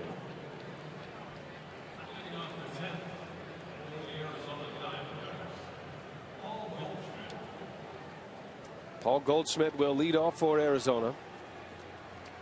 If you're wondering, Josh Prince played 4 games at third base last year at AA Huntsville. Brewers converted him from an infielder to an outfielder last year, but there were 4 occasions he did play third.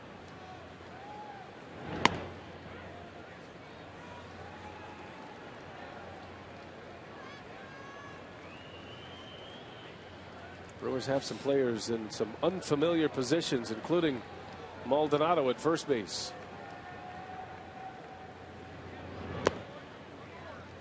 Well, John Axford has had his struggles this year. Had a blown save in the opener last Monday, giving up a home run to Dexter Fowler. And then was roughed up pitching in a non-save situation in the final game of that series. 2-0 on Goldschmidt. And it goes to 3 balls and no strikes. Well, it's all about trying to get ahead in the count. When Axford is not able to do that, he becomes very hittable. Hitters know the fastball is coming. It doesn't matter how hard he throws it. They're going to get a good swing. Yeah, they will have a green light, 3-0, if Goldschmidt likes it. He takes a strike.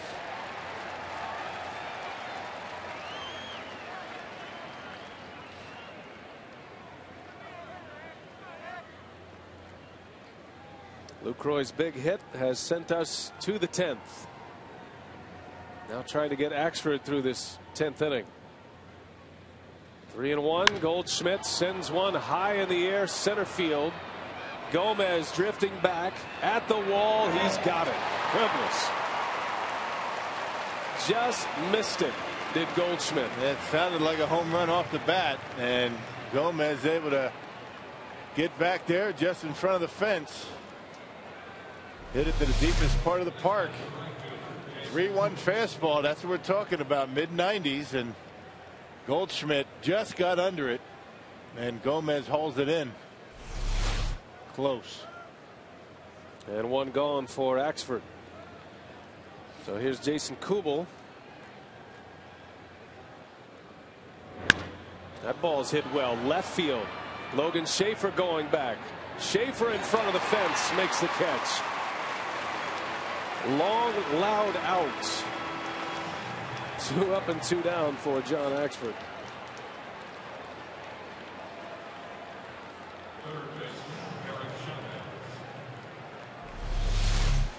Well, an out's an out, right? No matter how you get it, that fastball down, and Kubel kind of just slices it out there, and midway on the warning track, out number 2. All right, here's Eric Chavez now. Strike 1.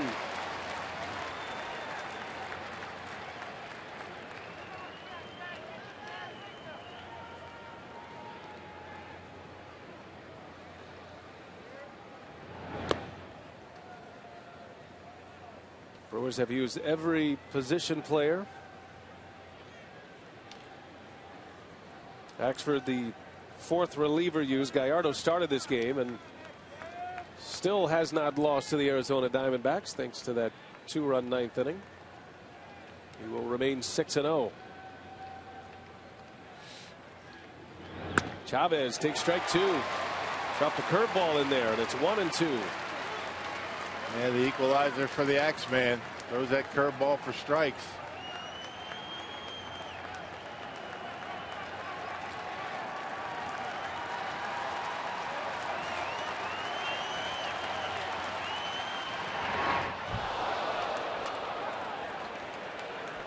Just for the fun of it.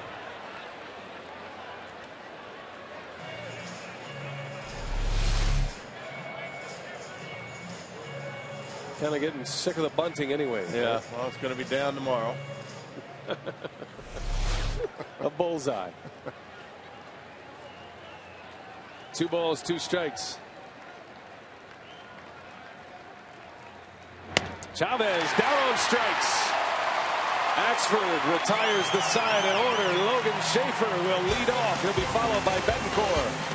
And then Maldonado. Do the Brewers have a walk-off in them today?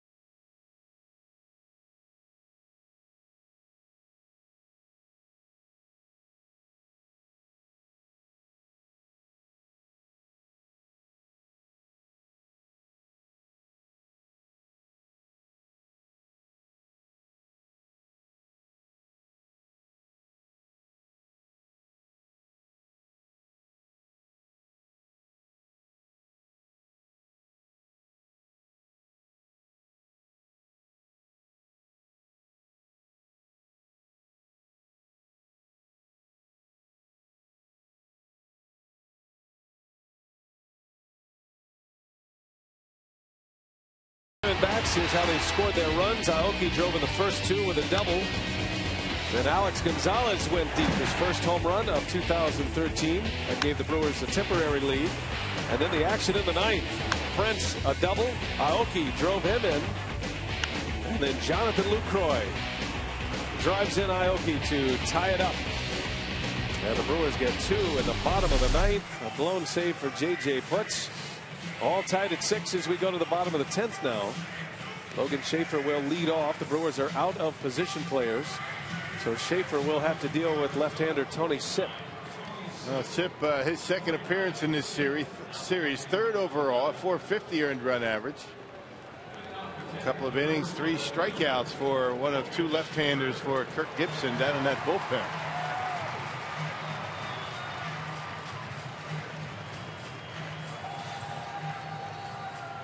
Schaefer, Betancourt, and then Maldonado. First 3 due up. Brewers down at the bottom of their order, and that's been the part of the order that has done the damage so far today. That even includes a hit by Gallardo, an infield hit by the Brewer pitcher.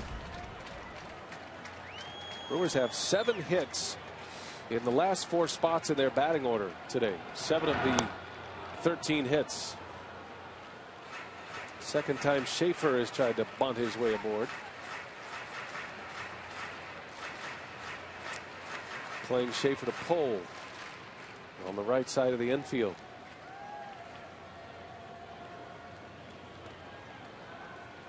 Promoted to the big leagues last September. Schaefer making his first opening day roster in the major leagues this season. And his first start of the year today. Singled his last time up. Has thrown out a runner, his first career major league assist. He gunned down Montero. trying to score on a fly ball. That was way back in the second inning. 1-2 the count. It'd be great to see Logan Schaefer get on base with that good speed and that leadoff hitter on. Seems like every time the Brewers have been able to do that today, they've been able to score some runs.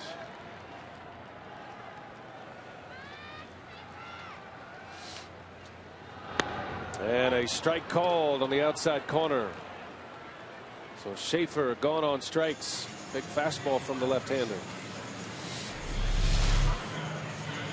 Well, everything away to Logan Schaefer. That one catches plenty of the plate on the outer half, and Logan Schaefer knew it.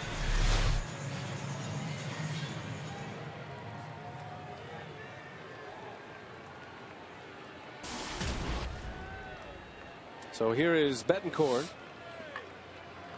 Well, he has used every glove he owns so far today. Defensively, he has played first base. That's where he started.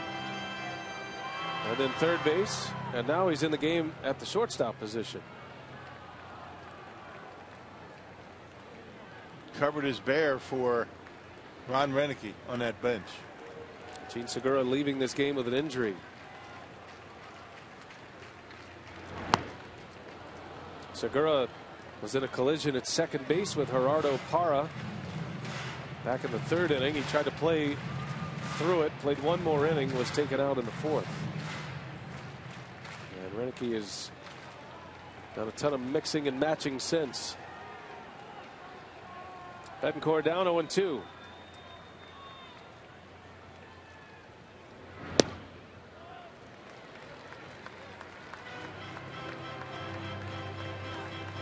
Uni has 2 hits today. He's 2 for 4. He scored twice.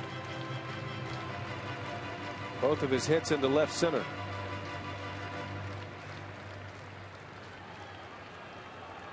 Tony Sipp, hard throwing lefty, former Cleveland Indian. Betancourt into center field. Routine for Parra, and there is out number 2. 2 up and 2 down for the left-hander. That'll bring up Martin Maldonado.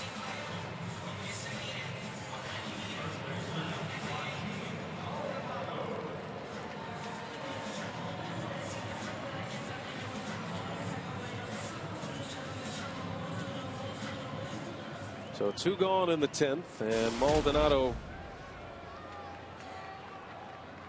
trying to do some damage here. Got Prince due up next. Josh Prince.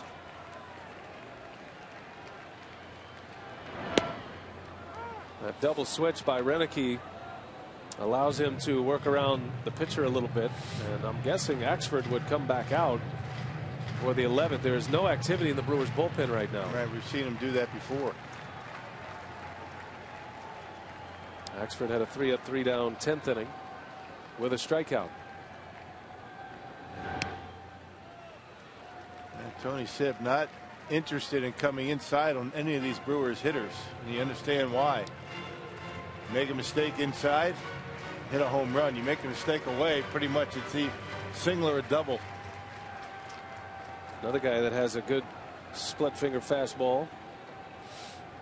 That's probably what Montero wants here. And he missed with it, and it's 2-1. Now you can be very selective up there. Maldonado, look for something middle in, something he could jerk out of here.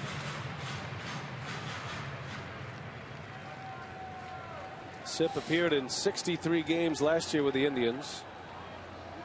He pitched a lot in his 3 years with Cleveland. First year in Arizona. 2 balls and a strike on Maldonado, and a bouncer foul past third.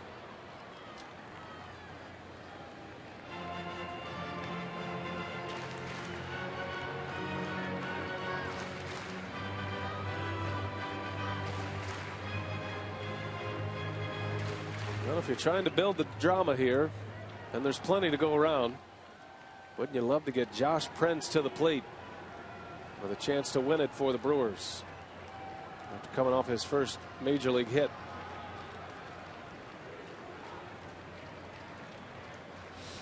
Back to the fastball. 2-2 on Maldonado.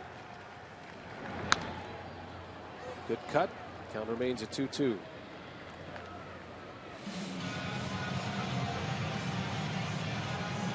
Brent's got it started in the ninth with that double. Hit it over the head of Parra in center field.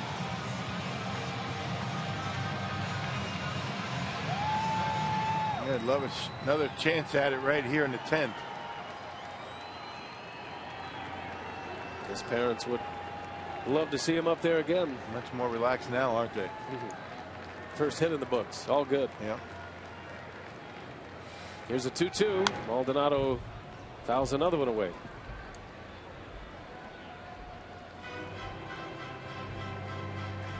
If this one goes to the 11th inning, Arizona at the bottom of their order. Pennington in the 8th spot, then the pitcher spot, and then back to Gerardo Parra.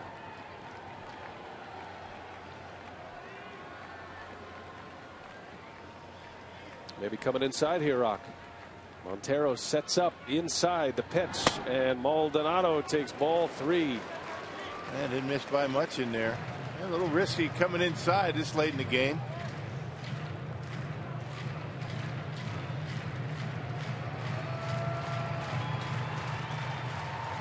So now what do you do if you're set? Fastball, split finger pitcher. Something away.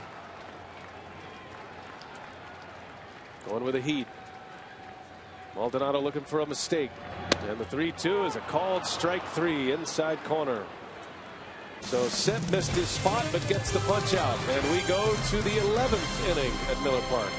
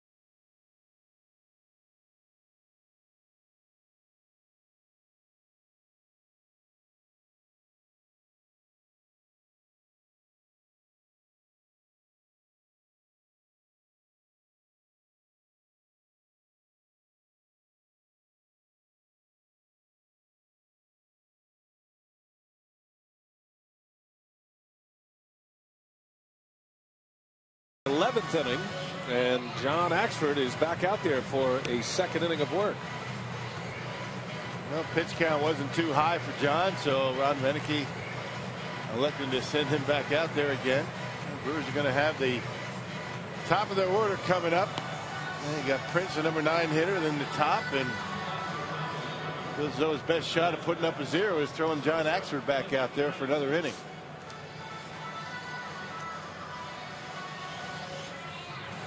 Reneke and bench coach Jerry Narron, pitching coach Rick Krentz, they have been in plenty of conversations today trying to navigate through these waters of a very tough game as far as injuries go. Segura out. Brian Braun is not available with neck spasms. And so the bench has been exhausted at this point. All tied at 6. Cliff Pennington will lead off for Arizona. Axford pours a strike in there. Yeah, Brewers do not have a player left, assuming Ryan Braun can't play. Arizona has 4 left on their bench.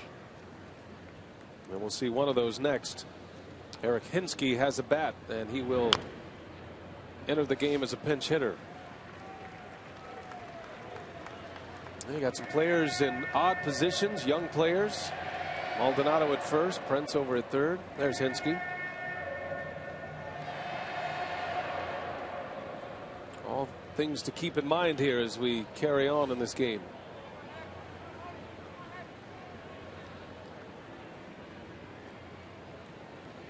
No balls, 2 strikes on Pennington. And he slaps one to the opposite field. That's down for a base hit. Gets by Schaefer, and Pennington is in with a leadoff double. And there's the go-ahead run for the Diamondbacks to start the 11th. Now, just a nice piece of hitting by the Diamondbacks shortstop, taking that pitch away from him, just slapping it into left. Down the line, Schaefer was shading him toward the line, but Pennington hit it hard right down the line and able to get in there with a leadoff double. That's just a very good at-bat for the young shortstop. So Axford in trouble here. Remember the 2 loud outs in the 10th inning. Deep fly balls by Goldschmidt and Kubel. Now Eric Hinske, the Menasha native, got a hit and an RBI in yesterday's game. Brewers trying to salvage this final game of the series. Go 2-4 on the homestand with a win today.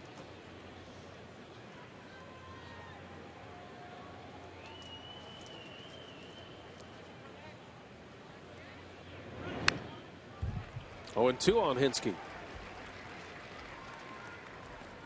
Axford could use a strikeout.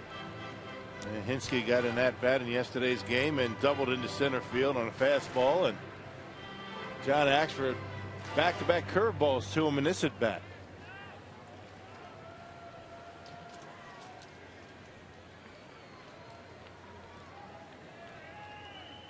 Leadoff double by Pennington. He's at second, being held closely by Betancourt.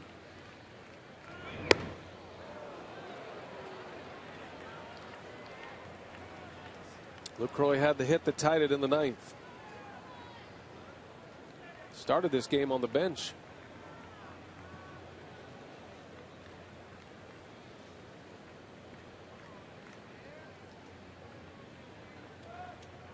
Another 1-2 pitch coming. And Axford steps off. Well, this is a quiet crowd here.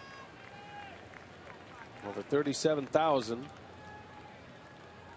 Just anxious. Been a rough start for the Brewers this year.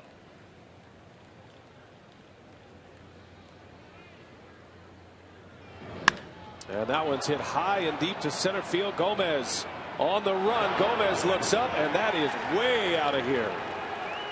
Hinske with a 2-run home run to give the Diamondbacks an 8-6 lead. Yep, and he got a hanging curveball that time, and Hinske able to wait back. The Wisconsin native. And knocks one out of here to center field. Check out the curveball where it is. Up in the zone. Nice easy swing by Hinske. Big strong left-handed hitter. And way back out there in center field. Hinske goes up into the camera well in center field. Monster home run. And Axford's last hitter faced. Well, his struggles continue. We'll take a break. Diamondbacks lead 8-6.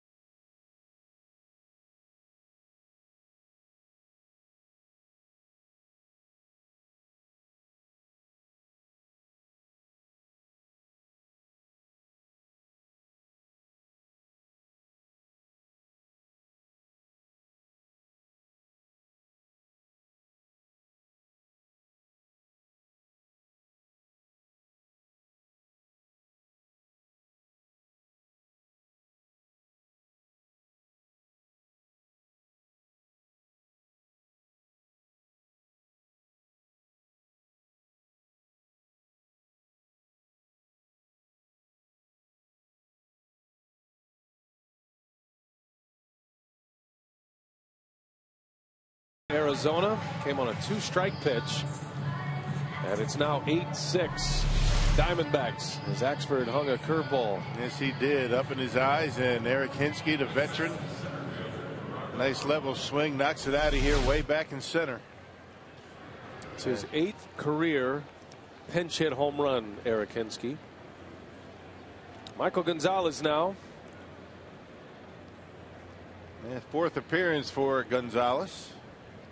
Appeared in Friday's game against these Diamondbacks.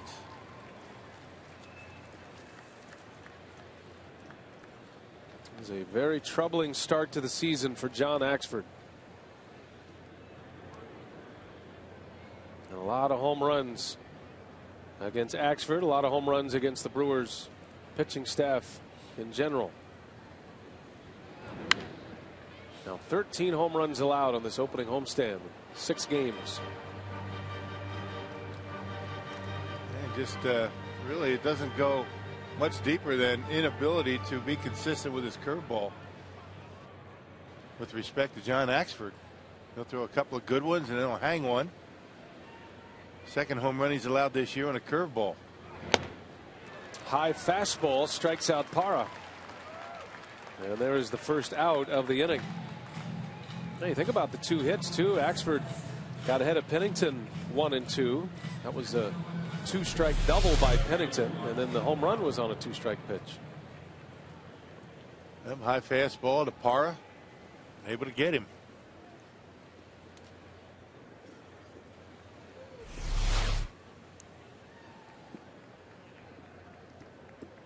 Michael Gonzalez chops a curveball in for a strike.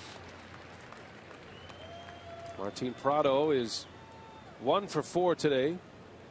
Actually 1 for 5, I beg your pardon. Has scored 2 runs.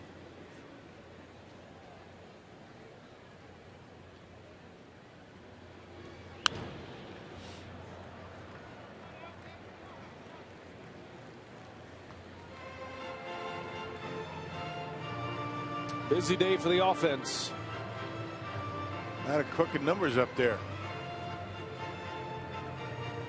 8 runs, 13 hits for the Diamondbacks. Brewers with 6 runs on 13 hits. And hoping they have a few more in them. 0-2 pitch is high and tight. 1 and 2 on Prado. Brewers will have Josh Prince, Aoki, and Gomez due up in the bottom of the 11th.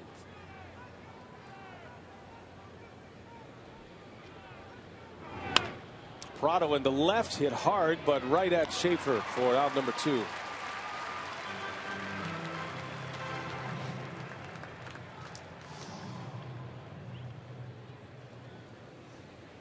Brewers had a lead briefly in the 4th after Gonzalez went deep. It was a 3-2 lead. Arizona regained the lead in the 6th inning. Added 2 more in the 7th on an Aaron Hill homer. Brewers tied it in the 9th, and then the 2-run homer by Hinske.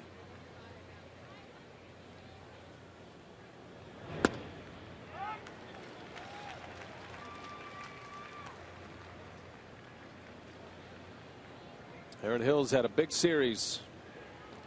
4 hits. Actually 5 hits. He's 5 for 14. 2 home runs. 4 runs batted in the 3-game series.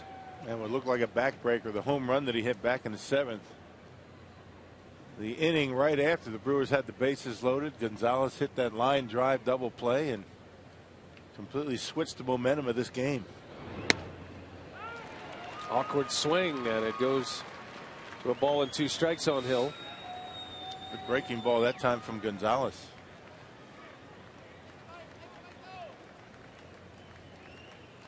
Gonzalez trying to retire, the all-star second baseman, to end the 11th.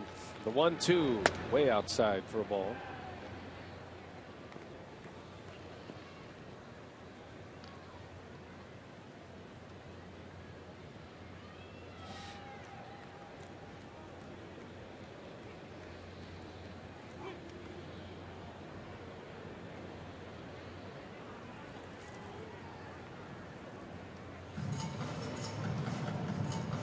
Hill, the Silver Slugger Award winner last year at second base.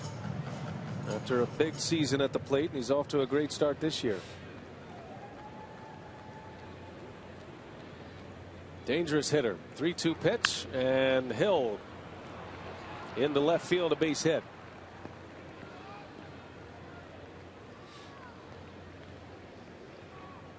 So the inning continues, the third hit of the inning. And that will bring Montero to the plate. Every time the Brewers seem to make a mistake with a pitch, these Arizona Diamondbacks all over it. A 3-2 fastball right down the middle, a base hit. Gonzalez had him ahead in the count 1-2. Couldn't put him away. See how far Ricky Weeks is in the outfield grass. That modified shift with the man on with Montero at the plate.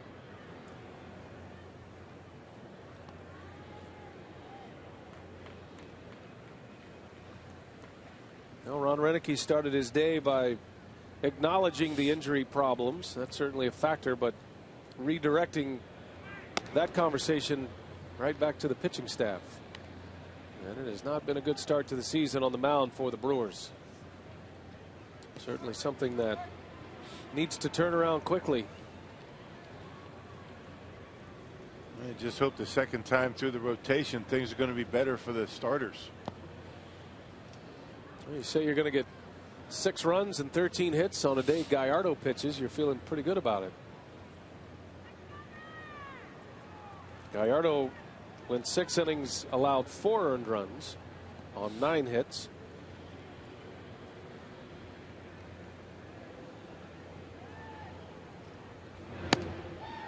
Montero, a big hack. That's what it looked like the first time through. Gallardo's second start of the season. Kyle Loesch, the only starter to go 6 innings. He was terrific in his start. That was Friday night here against Arizona. Gonzalez steps off, and they're going to get an out at second base. Aaron Hill trying to catch the Brewers napping. Leaves Montero at the plate. So the inning ends at second on a caught stealing. Brewers down 2 again to the bottom of the 11th. Do they have another comeback in them?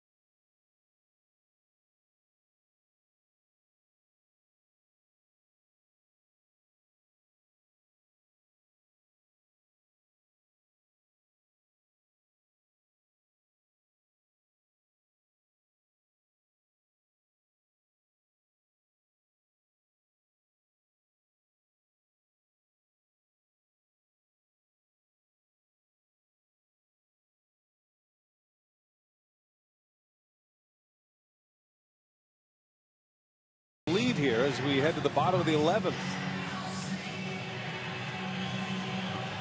Josh Prince will lead off. The Diamondbacks will go to their bullpen, and Heath Bell, former all-star closer, making his second appearance in this series and his third appearance overall this season. Yeah, last 3 pitchers for the Diamondbacks have all had extensive closing opportunities. Heath Bell, one of the best in the business in his time, and off to a rough start this year, making his third appearance. Bell had 8 blown saves last year, but in a save situation, so that's a pretty comfortable position for him to be in. Kirk Gibson has a lot of experience closing games at the back of his bullpen, whether it's Hernandez, his current closer J.J. Putz, who blew the save today, or Heath Bell.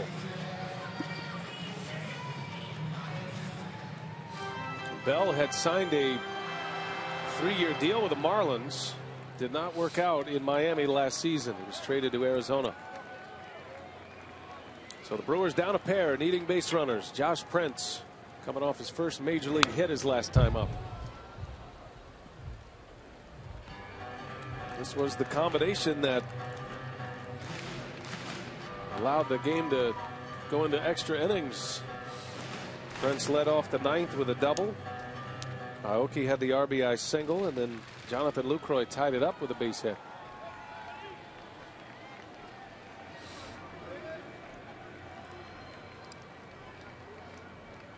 Arizona played a 16-inning game on Wednesday at home against the Cardinals, winning that game, taking 2 out of 3 from St. Louis.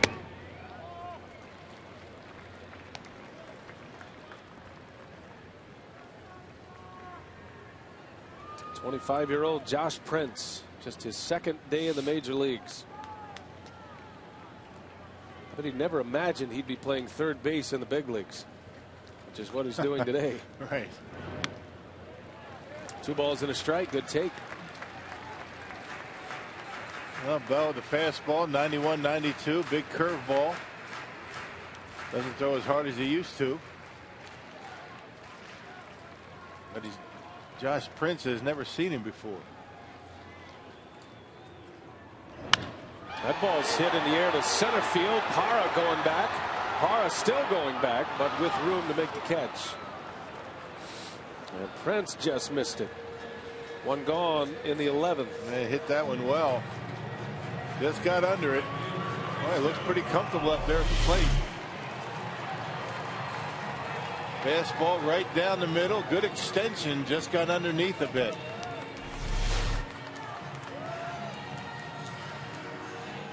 So 1 out, back to the top of the order now, and Aoki. What a day for Aoki today on his bobblehead day at the ballpark. 3 hits, 3 runs batted in. Has a stolen base. Scored the tying run in the 9th.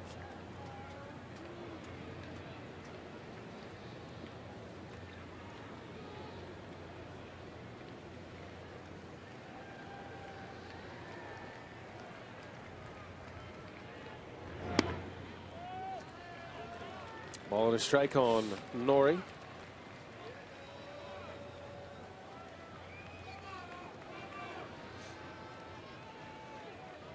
Carlos Gomez to follow.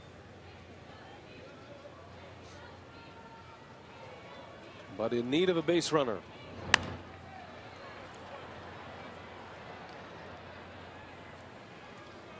Nori Aoki has never had a 4-hit game. Now in his 2nd year with the Brewers. Every one of his 3 hits today have come with a man in scoring position. A good day for Aoki. Aoki now 9 for 26 for the season. 346 average. 1 ball, 2 strikes.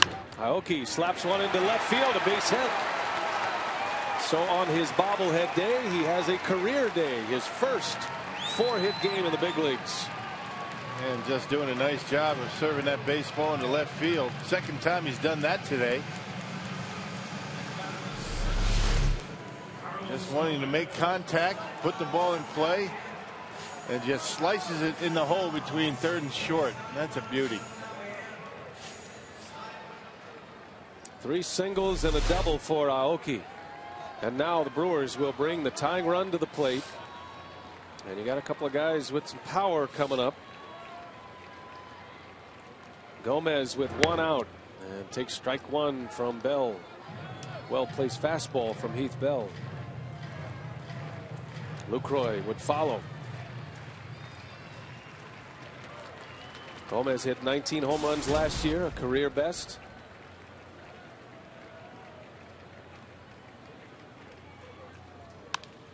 And he shoots one to right. A base hit for Gomez. Aoki on his way to third. And the Brewers back in business here. 2 on in the 11th. Just 1 out. And it's going to be Lucroy again. Well, probably 1 pitch away from Gomez stealing second and getting into scoring position. Heath Bell with that high leg kick.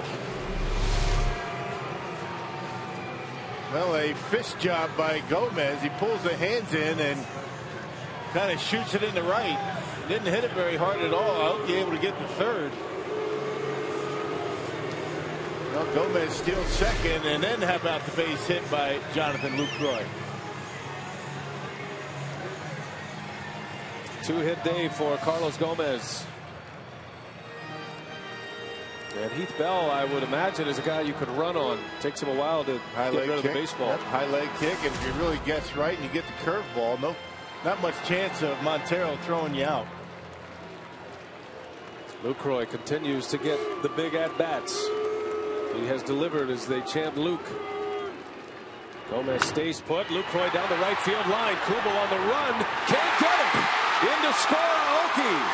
Gomez to third, and it's a 1-run game. And not going away yet. How about these guys?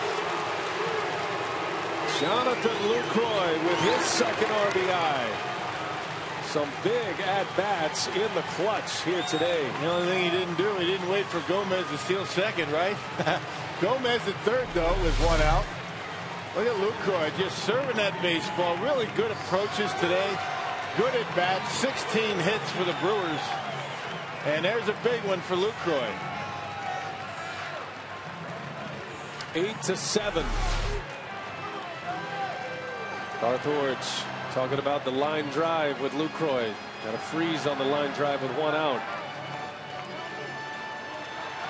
Gomez at third, the tying run, 1 away. Won't take much to get him home by way of a sac fly. Ricky Weeks.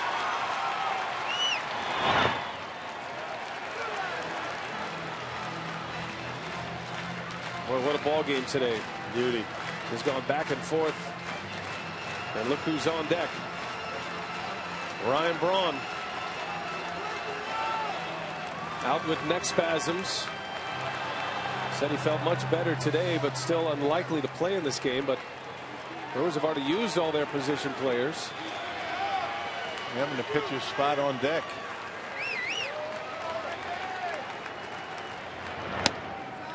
Weeks takes a strike, 1-1 the count.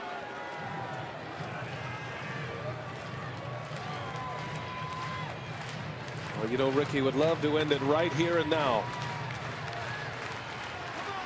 Gomez will be heads up for a pitch in the dirt. There's the winning run in Lucroy.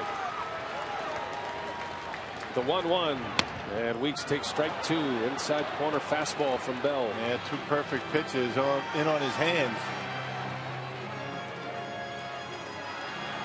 Outfield very deep for the Diamondbacks. It's going to be tough for Lucroy to score on a gapper.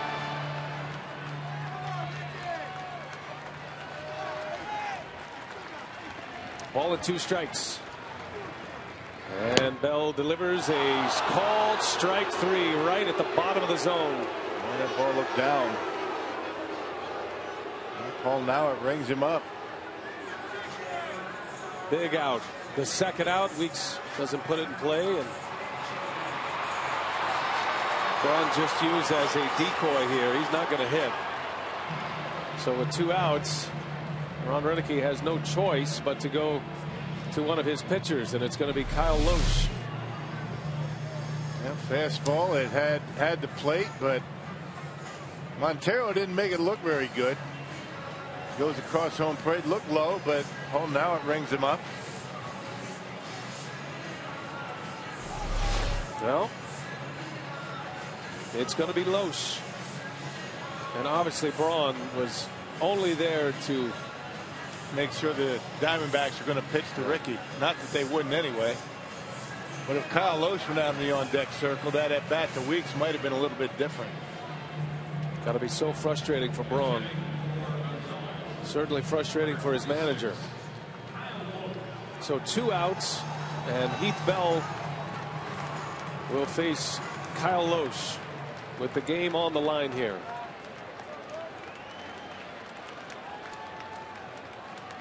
Gallardo is Renick's best hitting pitcher, but Gallardo started this game, actually had a hit today.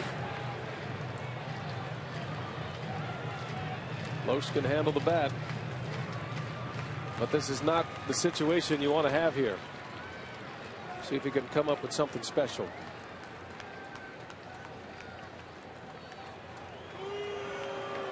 Good job by Gomez trying to force a balk. Certainly got the attention of Bell.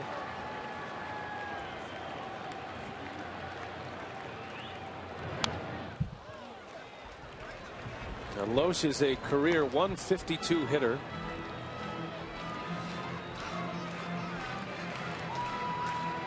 Oh, what a spot for him to be in.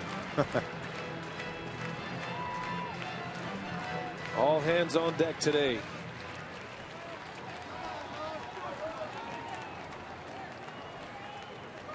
Odds are against him, but you never know. First and third, 2 outs. And it goes to 1 and 2. Well, that was a huge out for Bell to strike out Ricky Weeks. And because of the short bench, you have to send up one of your starting pitchers to try and tie the game. Tough situation. Now Loesch doing all he can to hang in there, and he takes a call at strike 3, and the ball game is over. And the Brewers' thin bench comes back to bite them here today. An 8-7 final score. The Diamondbacks win despite a couple of big rallies for the Brewers late. Heath Bell to save. Tony Sipp picks up the win. As we send it out to Craig Kashan, what do you have coming up for Brewers Live, Craig? Well, it was